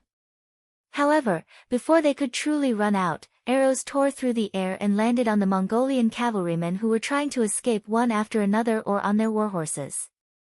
Tian who appeared with 1,000 cavaliers. They had been lying in ambush for a long time in order to surround the enemy and not give anyone a chance to escape. Chapter 1375. Tian Hu, who was very confident in the black cavalry, had been waiting for the moment when they would be defeated and run away. When the opportunity came, he gave the order and the 1,000 cavalrymen under him raised their bows and shot. One after another, the Mongolian cavalrymen fell from their horses and fell to the ground. They fell so hard that they saw stars and lost their sense of direction. Rows of cavalry moved out in an orderly formation from all directions, forming a huge circle that surrounded the 300 Mongolian cavalrymen. It also made some of the Mongolian cavalrymen who had just climbed up from the ground and wanted to escape despair. Capture them all, kill those who resist. After Tian Hu, who was wearing a purple cape, gave the order, the elite cavalrymen under him quickly went forward and restrained the Mongolian cavalrymen who fell to the ground one after another. After 3 Mongolian cavalrymen who wanted to resist with their blades were beheaded and blood splattered 3 feet high, the other Mongolian cavalrymen became obedient. At this moment, all of them had despair in their eyes, and they looked like the commoners who had been surrounded and killed by them. From the beginning to the end of the battle, less than 15 minutes had passed and Beta Persei had already returned to Yang Qindong. Reporting to young master, in this battle, we killed 12 of the enemy and captured 288 of them. There were no casualties on our side, please give us your orders. Clean up the battlefield and interrogate the prisoners. Yang Qindong's magnetic voice rang out. After Beta Persei gave a military salute, he handed everything to Commander Tian Hu to deal with. Tian Hu, who had been through hundreds of battles, was very familiar with these matters.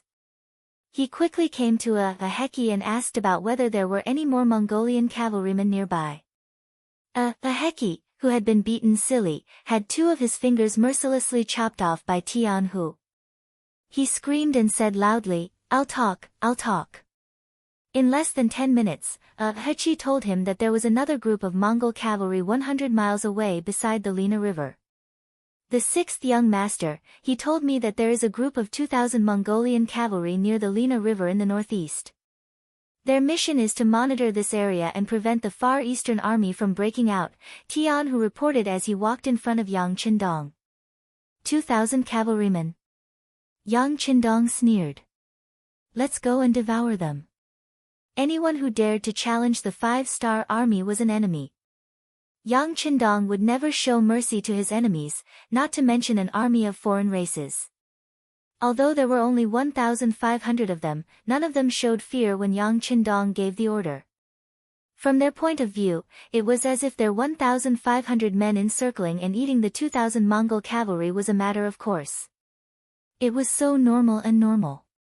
He left behind a small group of 50 men to watch over a Hechi and the other 2 captives. In the blink of an eye, Yang Qindong brought the main force and disappeared from the Amuga River. Lena River. The river was flowing from a high point to a low point. Beside this 30 feet wide river, a number of tents had been set up. Many Mongolian soldiers patrolled with their sabers in hand. Piles of firewood were piled up here, and many fully dressed sheep were placed on the piles of firewood. What a lively scene! The sky was about to turn dark, and bonfires were lit. From the tents at the side, many white-skinned women in tattered clothes walked out. Under the illumination of the fire, everyone's face revealed a terrified expression. These women were all captives of the Mongolian cavalrymen, and they were all women from the nearby Russian tribes. Over the past few days, the Mongol cavalry had appeared like locusts and invaded their homes. They killed all the men in their tribe and captured them. Some of them had lost their fathers, some had lost their husbands, and some had lost their children. Their experiences had caused some of them to feel numb. If not for the fact that they did not have the courage to die, they would have followed in the footsteps of their families. However, although they did not die, they only had a body. Without a soul, without hope, they were just walking corpses. Bring them out and let them dance. If they dance well, they will have food to eat, ha ha ha. A middle-aged man dressed in Mongolian armor laughed out loud. He was the general of the 2,000 Mongolian soldiers, Nanlidi. Ever since he had followed Hulahan from Siberia to the Far East region, he had been living a blissful life every day. In the day, he would lead the cavalrymen to sweep and kill, and at night, he would enjoy the fruits of his labor. Under his small eyes, his gaze carefully swept across the white women. He had already chosen 2 targets who would serve him to sleep tonight. Compared to the life in the Far East region, it was much better than the barren Siberia. There was good wine, beauties, and a Han Chinese army that could be taken as prey at any time. Compared to the Siberia region that they had swept through countless times, this place was simply too rich. Of course, what Nanlidi enjoyed was still a far cry from what Khan Hurahan and General Akmu enjoyed. The other party had taken over the Far Eastern region's capital, Al City. There were hundreds of thousands of people from various races there, and the wealth and beauties were uncountable. Although he was envious in his heart, Nanlidi could only sigh. He knew that his experience was still shallow, and some good things would not be his turn. However, it was not that he did not have any hope. For example, if he could find the hiding place of the Far Eastern Army, it would be a great achievement. It was said that the Far East Army's provisions were hidden in a very secretive place, and only the governor knew where it was. Once he found this person, the merit he would receive would be enough to qualify him to go to All City. At that time, his treatment would undergo an earth-shattering change. And, tomorrow we will send people to search nearby, and expand the search area. However, for now, of course we have to enjoy it. Come on, let them dance. Nanlidi, who was full of expectations for tomorrow, seemed to be filled with yearning and hope. His entire mood seemed to have become even more excited at this moment. The general gave the order, and the women who were chased out of the house were thrown into the inner circle, and under the light of the bonfire, they started to dance the Russian folk dance. Outside, countless Mongolian cavalrymen drank the horse milk wine, ate the whole roasted lamb, and laughed with saliva dripping from their mouths. Some of their gazes were filled with lust when they looked at the scene, as if they were evil children on the grasslands staring at white lambs. The women felt their hearts palpitating, and some of the more timid ones started to cry. They could already imagine what kind of fate would befall them when night fell. Thinking about how they would soon become the bedding of these evil wolf-like people, some of them could not help but start to sob. Everyone would be afraid, and now, the Russian women were not only afraid, they had already started to feel fear.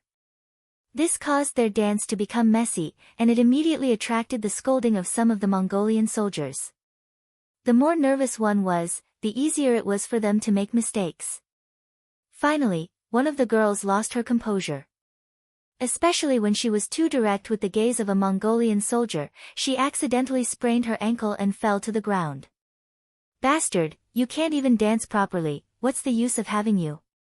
One of the closest Mongolian soldiers pulled out the scimitar at his waist and walked towards the woman with a ferocious gaze.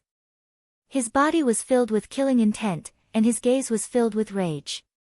He wanted to kill one as an example, and let all the Russian women know that in front of the brave Mongolian soldiers, they could only listen obediently. Otherwise, only death would await them. The Mongolian soldier stood up, and the Russian women cried out in shock. They hugged each other, but they threw the woman on the ground to the side. In times of danger, the selfish side of humans was fully displayed. Although they were all prey, no one had any intention of standing up for the woman. It was better to live than to die, and this was a truth that could be easily displayed in many ways. All of the girls were trembling in fear, causing the other Mongol soldiers to laugh out loud. They loved to see their prey in fear, and it was as if that was the only way to show off their strength. The Mongolian soldier who stood up had already pulled out the scimitar on his body, and in a few steps, he arrived in front of the Russian woman on the ground. What he saw was a pleading, pitiful, and helpless gaze. However, at this moment, it was as if he did not see it. In these few days, he had already killed 2 Russians, and he was no longer afraid of killing. On the contrary, he could even feel a trace of pleasure from it. Sometimes, killing could be addictive, especially when the prey did not dare to resist, and was at his mercy. That kind of feeling was indescribably wonderful. The Mongolian soldier raised the scimitar in his hand, and his face was filled with smiles. Then, he swung the scimitar down, and he could not wait to see the woman covered in blood and struggling on the ground. The other Mongolian soldiers did not move, and it was as if they were already used to this scene. They were still waiting for the scimitar to fall, and as long as this woman died, the other Russian women would definitely be more obedient. Later on, wouldn't they be able to do whatever they wanted, and they would be at their mercy? Unknowingly, everyone's gaze landed on the Mongolian soldier, and they were waiting for what was about to happen. However, 1 breath passed, 2 breaths passed, and that scimitar did not fall. It wasn't until 3 breaths later that someone suddenly shouted, "Where did the bow and arrow come from?" "Not good, enemy attack." Under the illumination of the bonfire, an arrow with a trembling tail appeared on the back of the Mongolian soldier. At this moment, a quarter of the arrow had already entered.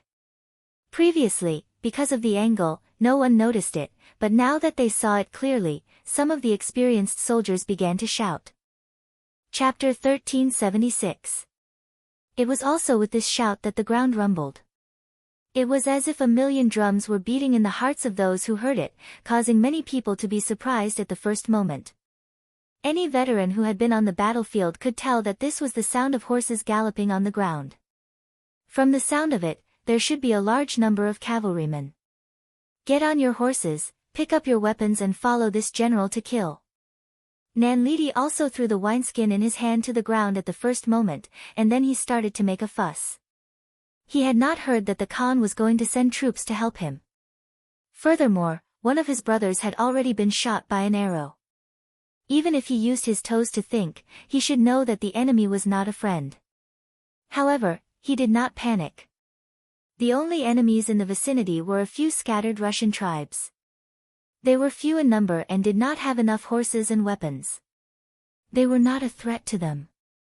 As long as they could withstand the initial attack, it would be time for them to counterattack. As expected of well-trained elite soldiers, under the command of their general, the drunken Mongolian soldiers seemed to have changed. They were all in high spirits as they found their horses and pulled out their scimitars. They looked as if they were ready to enter the battlefield at any time. Rumble, rumble, the sound got closer and closer. Following that, a group of cavalrymen in black clothes and black armor charged towards the Mongolian camp under the protection of another group of cavalrymen in green military uniforms. While they were still far away, the arrows in their hands were fired from afar. When the arrows landed on the tents, they caused a raging fire. The newcomers were the 200 black cavalry led by Ba Daojiang, the vice-captain of the 1st Battalion of Black Cavalry Dragon Guards, as well as the 600 soldiers of the 1st Cavalry Army led by Tian Hu. During the day, the black cavalry had been in the limelight by the Amurga River. At night, Tian Hu did not want to be a spectator. He took the initiative to ask for battle and Yang Qindong allowed him to bring 600 soldiers. As for the other black cavalry and the 1st Cavalry Army, they surrounded the perimeter to prevent the enemy from escaping. Before Yang Qindong found the enemy's main force, he did not want his whereabouts to be known by others. When Tian Hu and Ba Daojiang appeared, it was as if a dark cloud had gathered. With the best weapons, the strongest horses, and the strongest physique, the 5-star army charged into the Mongolian camp as soon as they appeared, showing their tyrannical and domineering side. Without any time to prepare, there was no way to counterattack. The 5-star army arrived in front of them. The lit tents and the bonfires on the ground became the guiding lights, illuminating the surroundings and giving the 5-star army directions, allowing them to kill in all directions. One after another, the Mongolian soldiers who had yet to find their horses were hacked to the ground. One after another, the Mongolian soldiers who wanted to counterattack realized that the scimitars in their hands were quickly broken into two, becoming useless objects. One after another, the Mongolian soldiers fell to the ground covered in blood, their bodies trembling uncontrollably. One after another, the Mongolian soldiers watched as the enemy's scimitars slit their necks. They were powerless and helpless.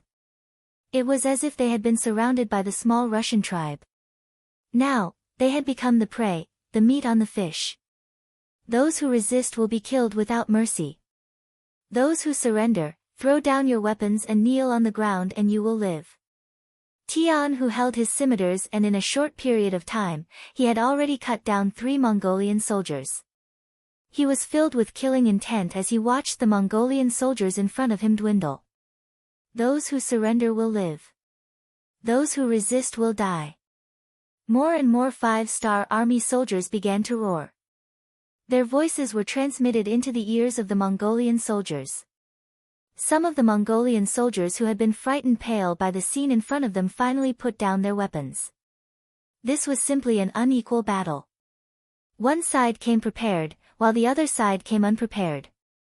One side was preparing their troops, while the other side was immersed in wine and women. One side was filled with killing intent, while the other side was filled with fear. One side was like a hot knife through butter, while the other side was defeated like a mountain. Under such a situation, if they continued to resist, they would only die.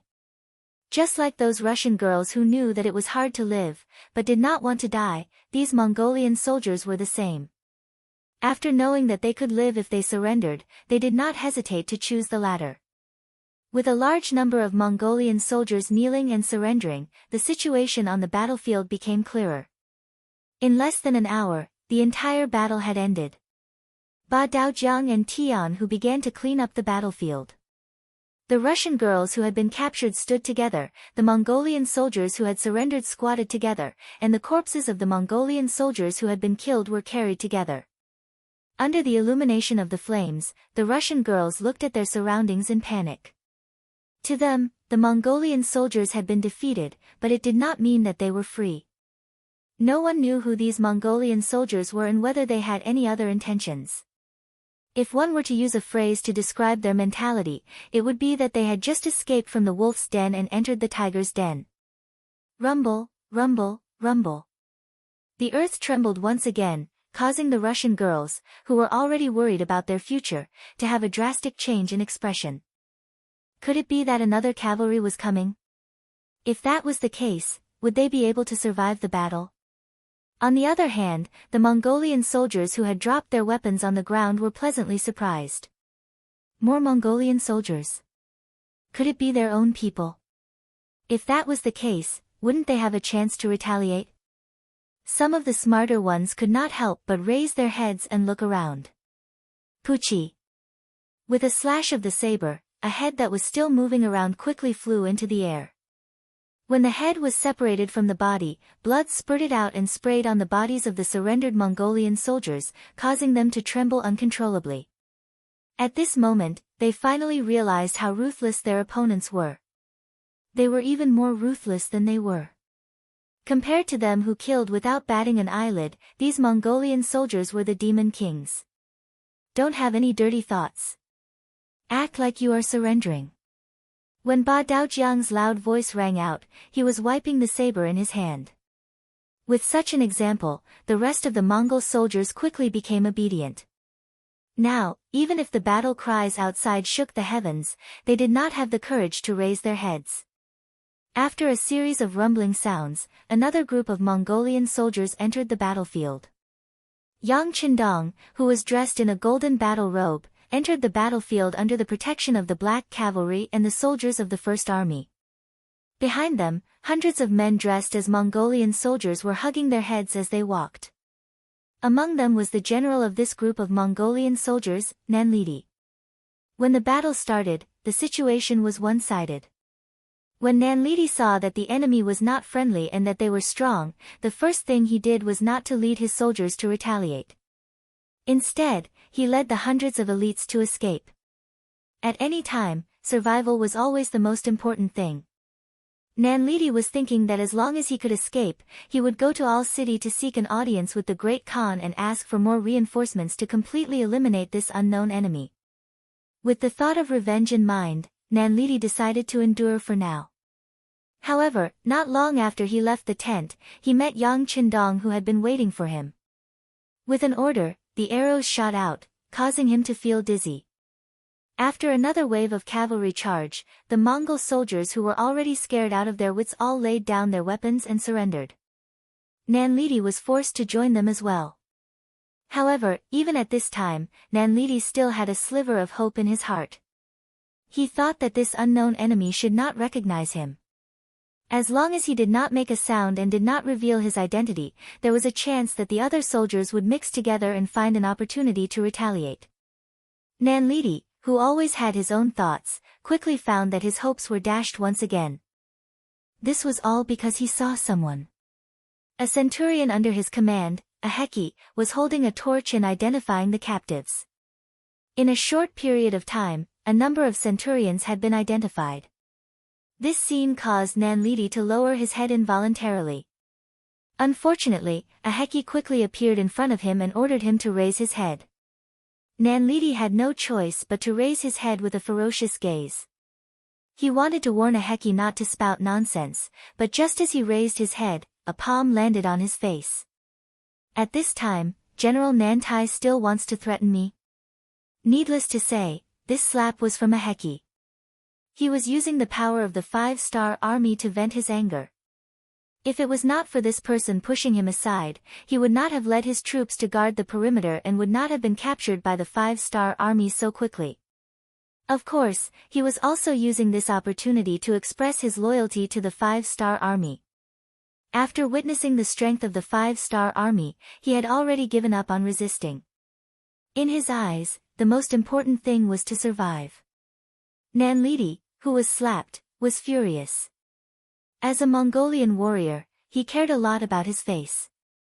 As the saying goes, when you hit someone, don't hit their face. Now that his face had been slapped, he only wanted to fight to the death with a Heki.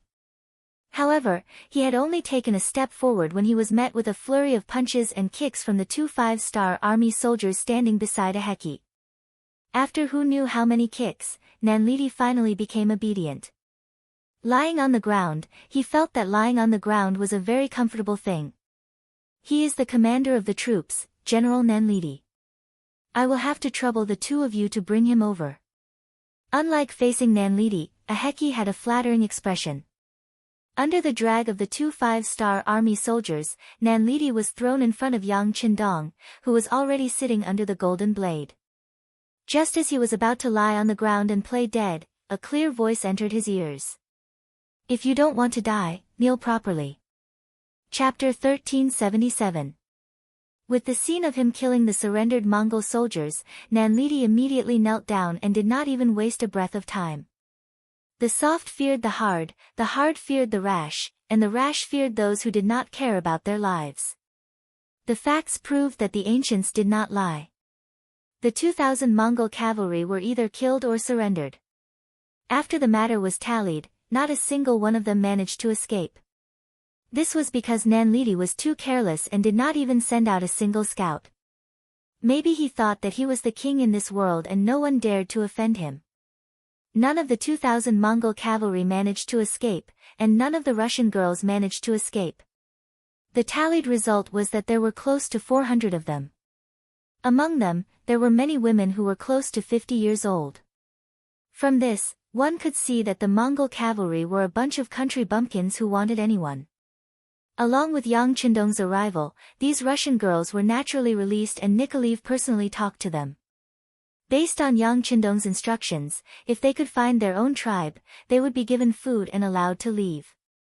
They would also take the chance to spread the news of the 5-star army's arrival and some policies that would benefit the people.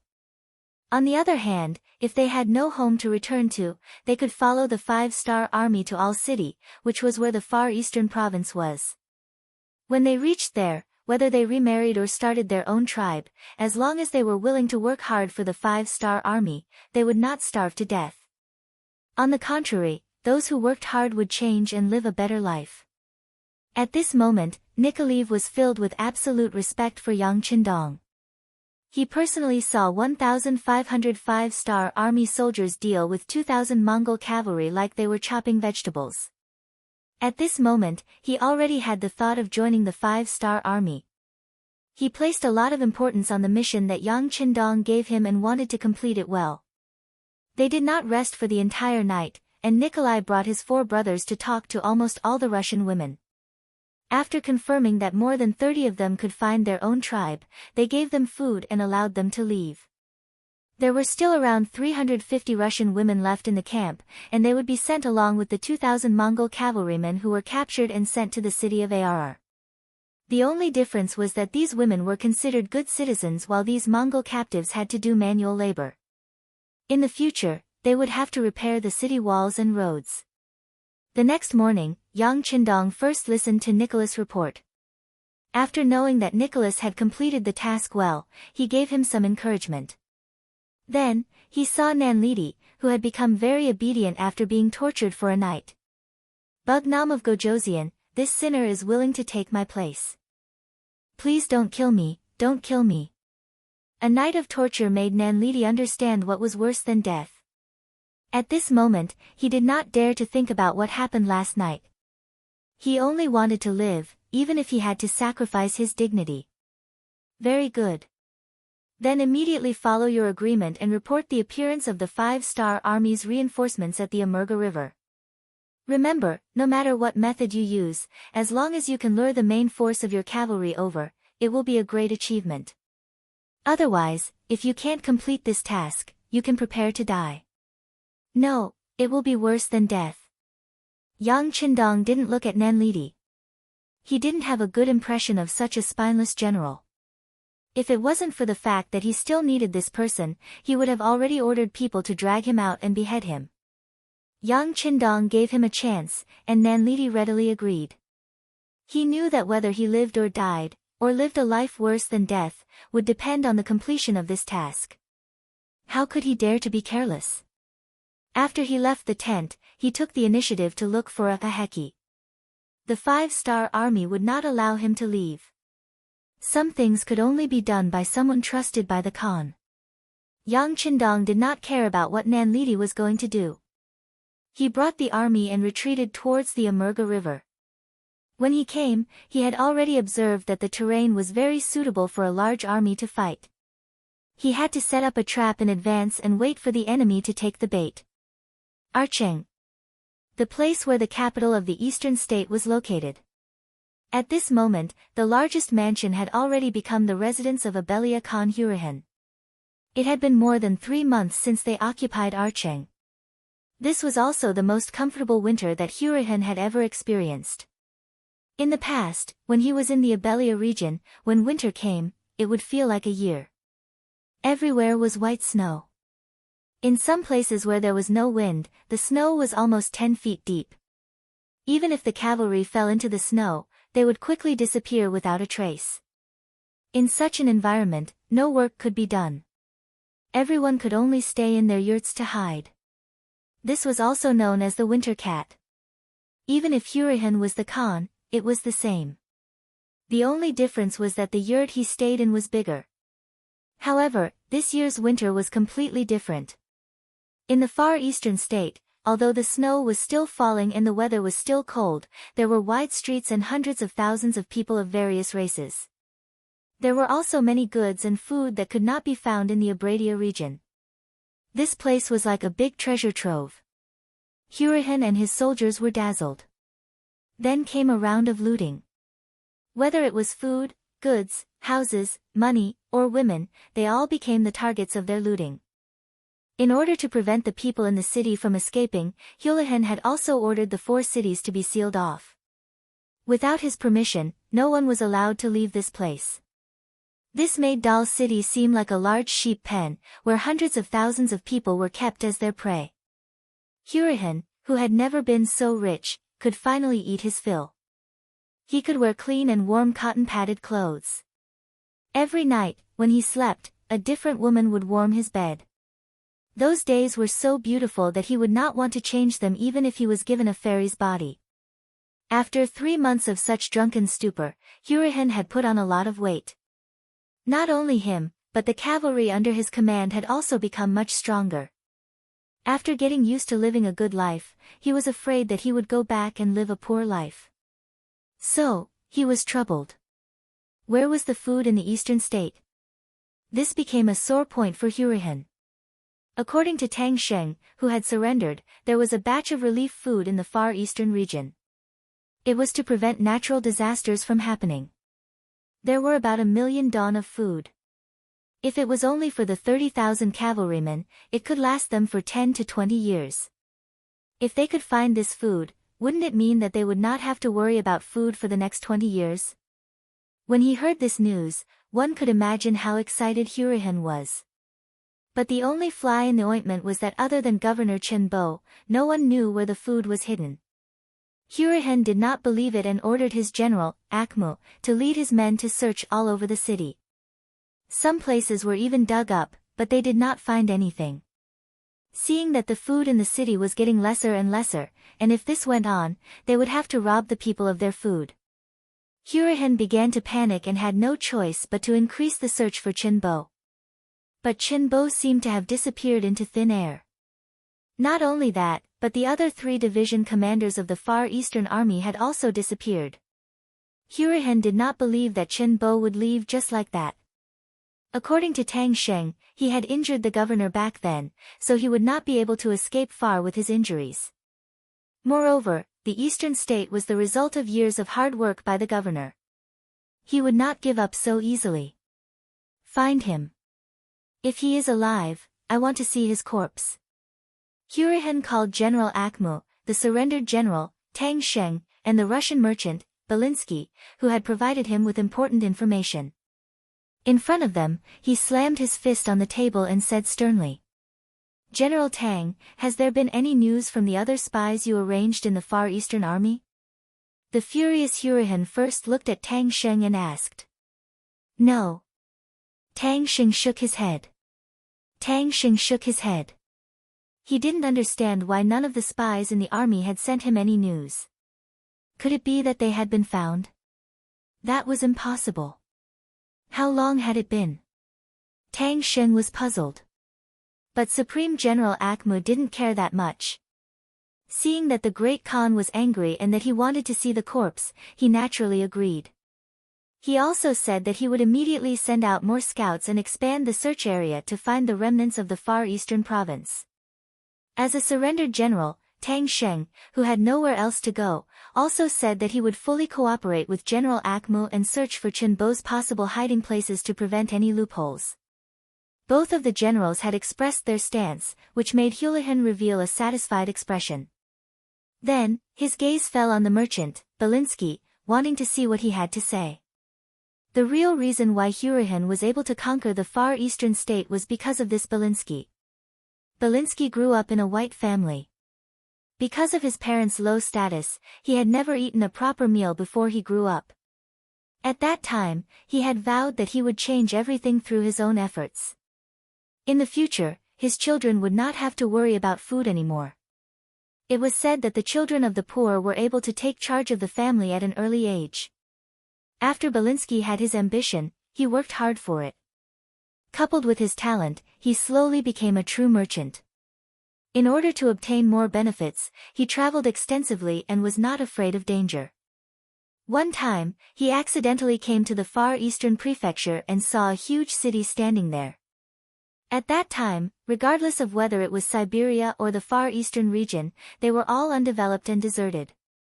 Other than the few cities where the Khans were located, one could occasionally see a tribe of 1,000 people.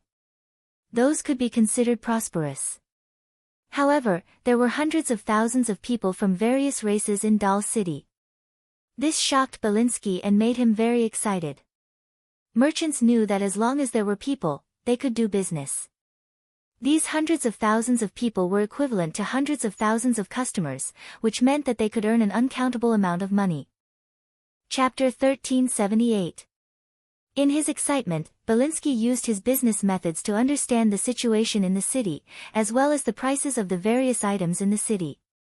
As his understanding of the city deepened, he was also deeply shocked by the dazzling array of goods in the city. For example, glass products, perfume, silk, tea leaves, and so on were all used here.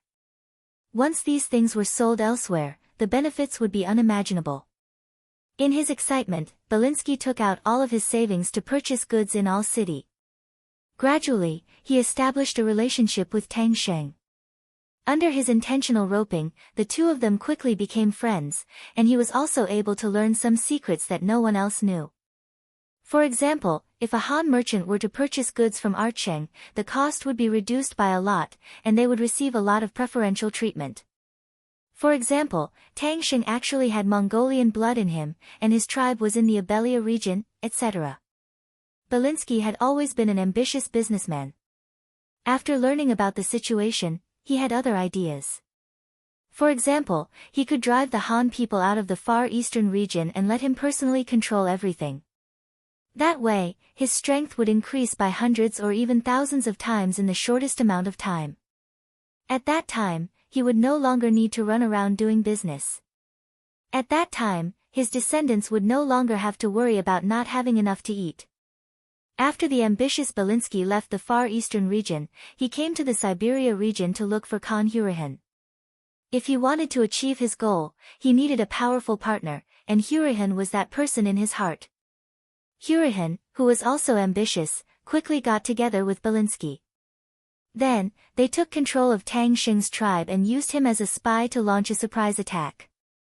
Without any preparation, Chen Bo was injured and fled, and the Far Eastern region changed hands. In fact, Hurahan was able to live a good life now because of the information and help provided by Belinsky. Therefore, in his heart, he still valued this merchant very much. Now, he looked at him and wanted to hear if he had any good opinions. This did not disappoint Hurahan. From the perspective of a merchant, Belinsky made a suggestion: open the city gates and let the commoners out. At the same time, offer a large reward for information on Chen Bo's whereabouts. No matter who it was, what tribe they were from, or what status they had in the past, as long as they could provide information on Chen Bo's whereabouts, they would be rewarded with 50,000 taels of silver. If you can capture him alive and deliver him to me, you will be rewarded with 100,000 taels of silver. Whether it was 50,000 or 100,000, it was not a small number. If they hadn't conquered Archeng, even if they sold Hurahan, they wouldn't have been able to gather so much money. But now, he had already occupied the Far Eastern state.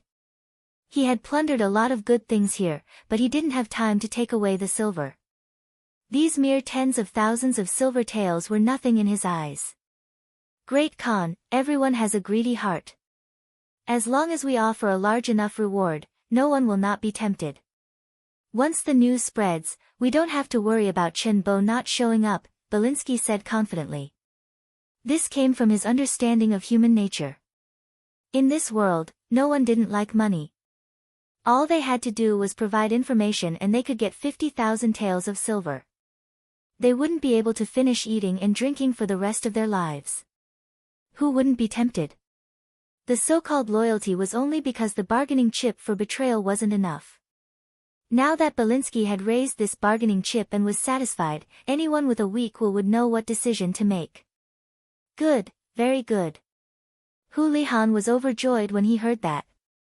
He just wanted to find Chen Bo and use him to find the 1,000,000 dan of grain. He didn't care about the process. A huge net was set up to find Chen Bo. At this time, Chen Bo didn't know that someone had put a bounty on his head.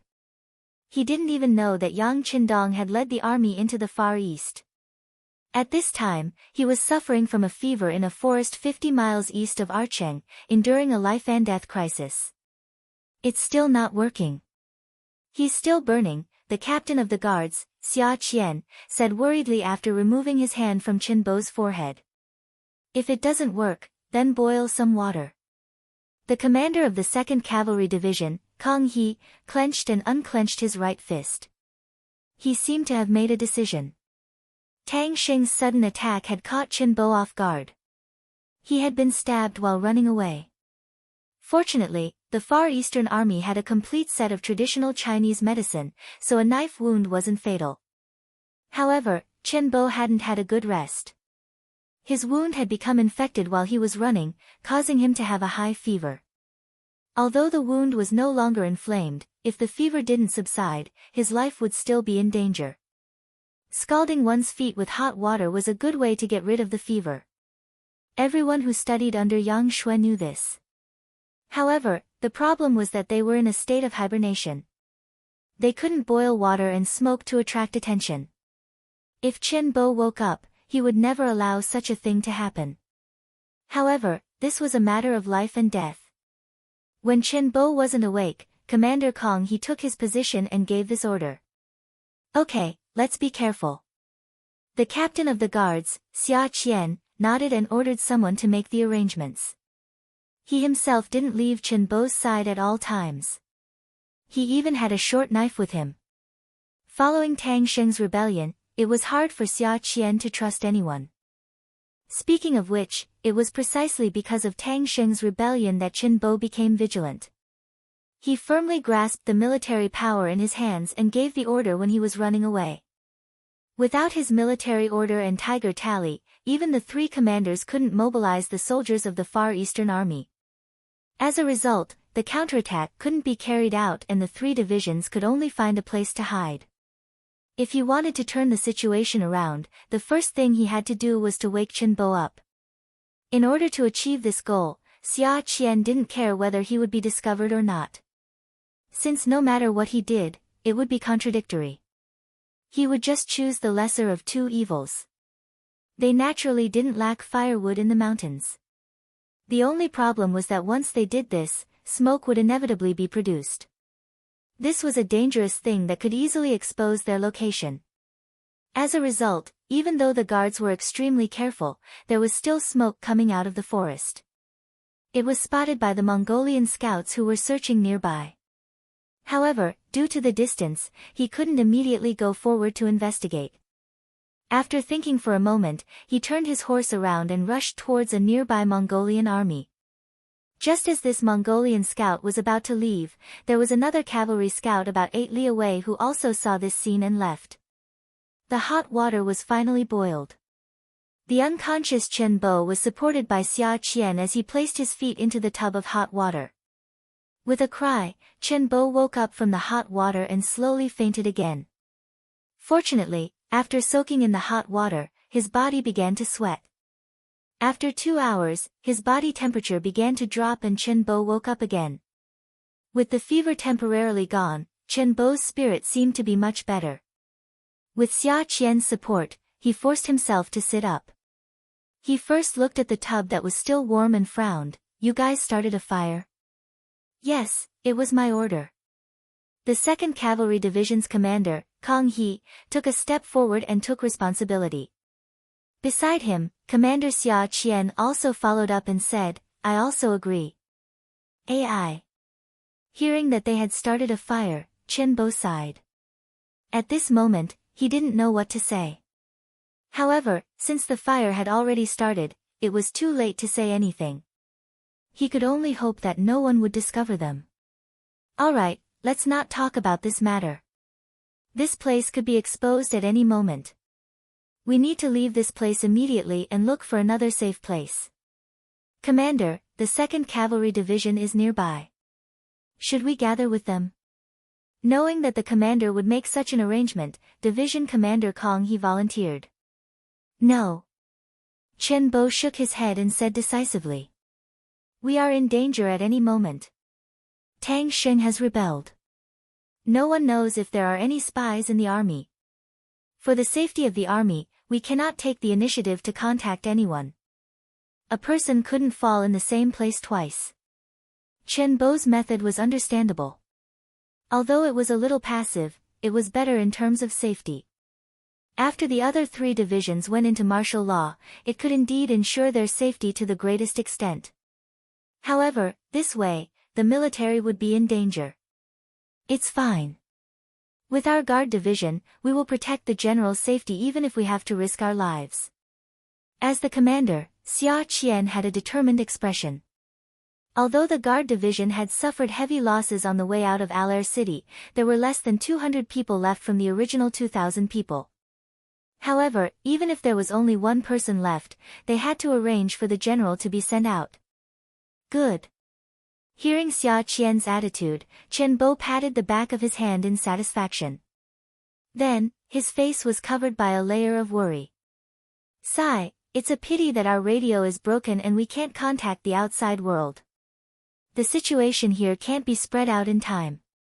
I think the 6th young master must be worried sick." Chen Bo temporarily regained consciousness. However, it didn't eliminate the possibility of him having a high fever at any moment. After all, the hot water treatment didn't solve the problem. Without a safe environment to rest, the fever could reappear at any moment. Using this time, the guard division made the decision to move. However, just as everyone was packing up and Chen Bo was being carried onto a military stretcher, a soldier hurriedly came to report that there was a large group of Mongolian cavalry outside the mountain. There were at least 1,000 of them. "They found us so quickly." Whether it was Kang He or Xia Qian, their faces sank. Chapter 1379. Maybe this is fate. "How about this, you guys go first, and I'll cover you. Remember, no one can have the right to mobilize the army without an order. If I die, then wait for the 6th young master to send a new commander to give the order." In comparison, Chen Bo's expression was calmer, as if everything that happened was not out of his expectations. "No, if we're leaving, we'll leave together." Xia Qian and Kong He said almost at the same time. As the captain of the guards, protecting Chen Bo was his most important task. Once the commander was in trouble, he would naturally not be able to avoid punishment. It was understandable that he would say such words. However, Kong He was the commander of the 2nd Cavalry Division, so he did not need to do this. However, Kong He still made such a decision. When Chen Bo heard it, he could not help but sigh. He could understand Kong He. He was originally the commander of the 2nd Cavalry Division, but because he was worried about his illness, he took the initiative to leave the division. Now, it was not impossible for him to return to the division, but after he returned, he would probably only be able to hide in the dark and would not be able to mobilize the army. After Tang Sheng's rebellion, without Chen Bo's orders, even the commander could not mobilize the army. He felt that this commander had no authority. Instead of going back to hide, he might as well kill the enemy here and leave his life or death to the heavens. In fact, Chen Bo used to trust Commander Kong He very much. Otherwise, he would not have arranged for him to guard the nest in the far eastern region when he sent troops to rescue Beginning City. However, since there was a problem with Tang Sheng, as the commander, he had given the order that the army should not move without orders, so he had to treat everyone equally. Sighing, Chen Bo knew that it was impossible to chase the two of them away. He could only speak while he was still conscious. Since that's the case, let's move to a safe place now. Let's go. After Xia Qian agreed, he ordered the guards to speed up. At the same time, he sent out scouts to scout the enemy's situation. He wanted to find an opening where the enemy was weak to charge out. There were 1,000 Mongolian cavalrymen surrounding this area. They were quite lucky and were patrolling this area. When they heard the report from the scouts, they rushed over with the intention of giving it a try. Unexpectedly, they really bumped into a big fish. Although he wasn't sure if the person who was surrounded was a general from the far eastern region, it was already a great achievement that he was able to fight back. The Mongolian general's eyes glowed with excitement as he said, "Don't be in a rush to attack. We need to surround them before we attack. In any case, we cannot let a single person escape." It had to be said that these Mongol cavalry were quite strong. After roaming the Siberian region for many years, they had unique experience in fighting cavalry in mountainous regions. In this aspect, even the 5-star army that had been through hundreds of battles would not be their match. This was also the main reason why Yang Qindong did not immediately head for Archeng, but instead set up an ambush beside the Amuga River. It was because they were good at fighting in the mountains that the 1,000 Mongolian cavalrymen did not take the Far Eastern army seriously. In their eyes, the Far Eastern army was just a defeated opponent. Therefore, after the order was given, they did not rush to surround the Far Eastern army. This made Xia Qian and the others, who were in the middle of the encirclement, very anxious. They were already prepared to fight back with all their might when the enemy charged at them. They were also prepared to look for a weak point to break out of the encirclement. However, the enemy did not panic and continued to shrink the encirclement. In this way, it would be hard to say if there was a weak point. They are still not in a rush to charge. We have to make the first move. Xia Qian was not a stubborn person. Otherwise, he would not have become the captain of the guards. After thinking deeply, he made a decision. He wanted to counterattack first and see if he could disrupt the enemy's formation and find a way to break out of the encirclement. "Let me go. You have to stay behind and ensure the safety of the general. This is the most important thing." Kong He stood up again and made his decision to lead the troops. "No. This is my responsibility as the captain of the guards. How can I let Mr. Kong take the risk?" Xia Qian shook his head and said, "What do you mean by taking the risk? Do you think we will be safe if we stay here?" Kong He did not back down. Obviously, the two of them saw the danger in front of them. Instead of sitting here and waiting for death, they might as well charge out and fight the enemy to their heart's content. At least they could kill a few enemies. The two of them were still arguing. Neither of them had the intention to back down. On the outside, the Mongolian cavalrymen were getting closer and closer to them. The encirclement was also shrinking. It looked like the battle would start at any moment. However, they did not know that behind them, there was a group of cavalrymen quickly gathering and closing in on them. They were the vanguard that Yang Qindong sent out. They were the vanguard led by Dai Qua, the former commander of the Far Eastern Army's 1st Cavalry Division. Considering that Dai Qua was familiar with the situation here, Yang Qindong sent him out to see if he could find Qinbo's position. When the time was right, he would coordinate with him from the inside. Based on his understanding of the military commander, Dai Qua searched a few places but did not find anything. When he once again marked out a region and wanted to continue searching, a scout reported that he saw smoke floating out from the mountains. He immediately brought a group of cavalrymen and rushed over. Considering that the information had not been confirmed and he was not sure if this was the location of the Far Eastern Army, Dai Qua did not increase his speed. He was very careful to avoid being discovered by the Mongolian scouts. It was only when the scout at the front reported that they found many Mongolian cavalrymen outside the mountain and that they were moving forward that Dai Qua disregarded everything and rushed over. Since the Mongolian cavalrymen were moving, there must be a target here. Wouldn't their target be the Far Eastern Army that he was looking for? Thinking that he was finally going to find the missing army, Dai Qua was a little excited. He could not help but increase the speed of his army.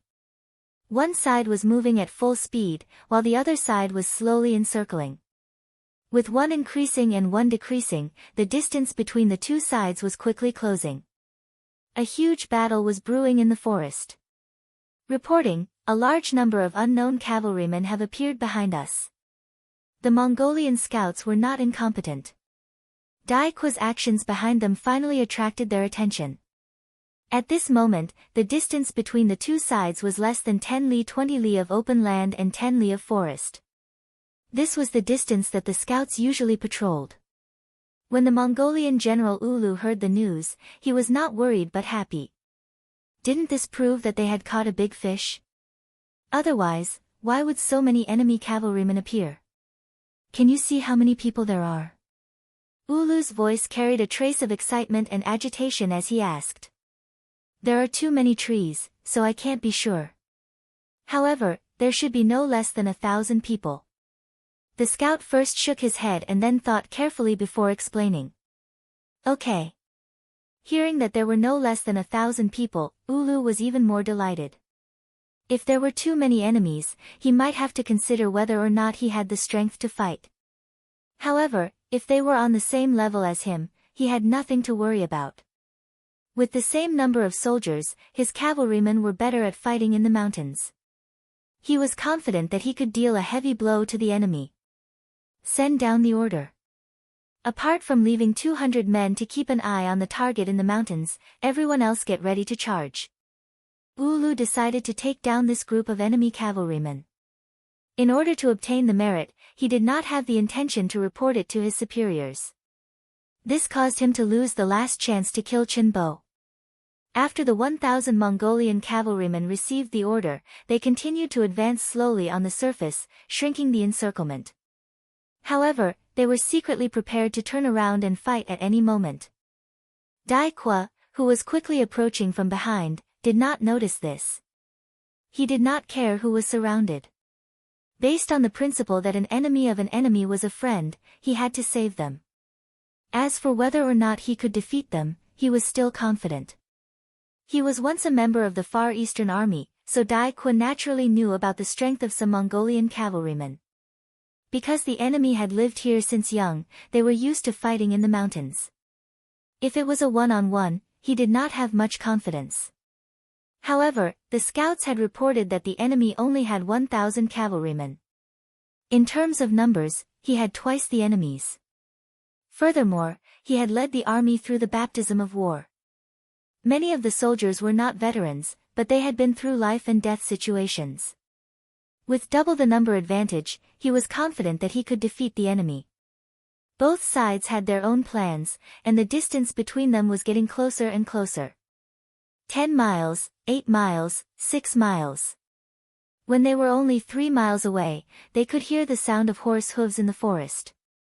The 800 Mongolian cavalrymen who were already prepared started to counterattack. they suddenly turned their horses around. As they ran back, they took out their bows. Charge, kill them all. Dai Qu took the lead and rushed to the front. When he vaguely saw the shadows of many enemies flashing from behind some trees, he didn't hold back and shouted loudly. When enemies meet on a narrow path, the brave will win. In the dense forest, the speed of the warhorse was not much of an advantage. Whoever was braver and more courageous would naturally have the advantage. There was no need for anyone to give any orders.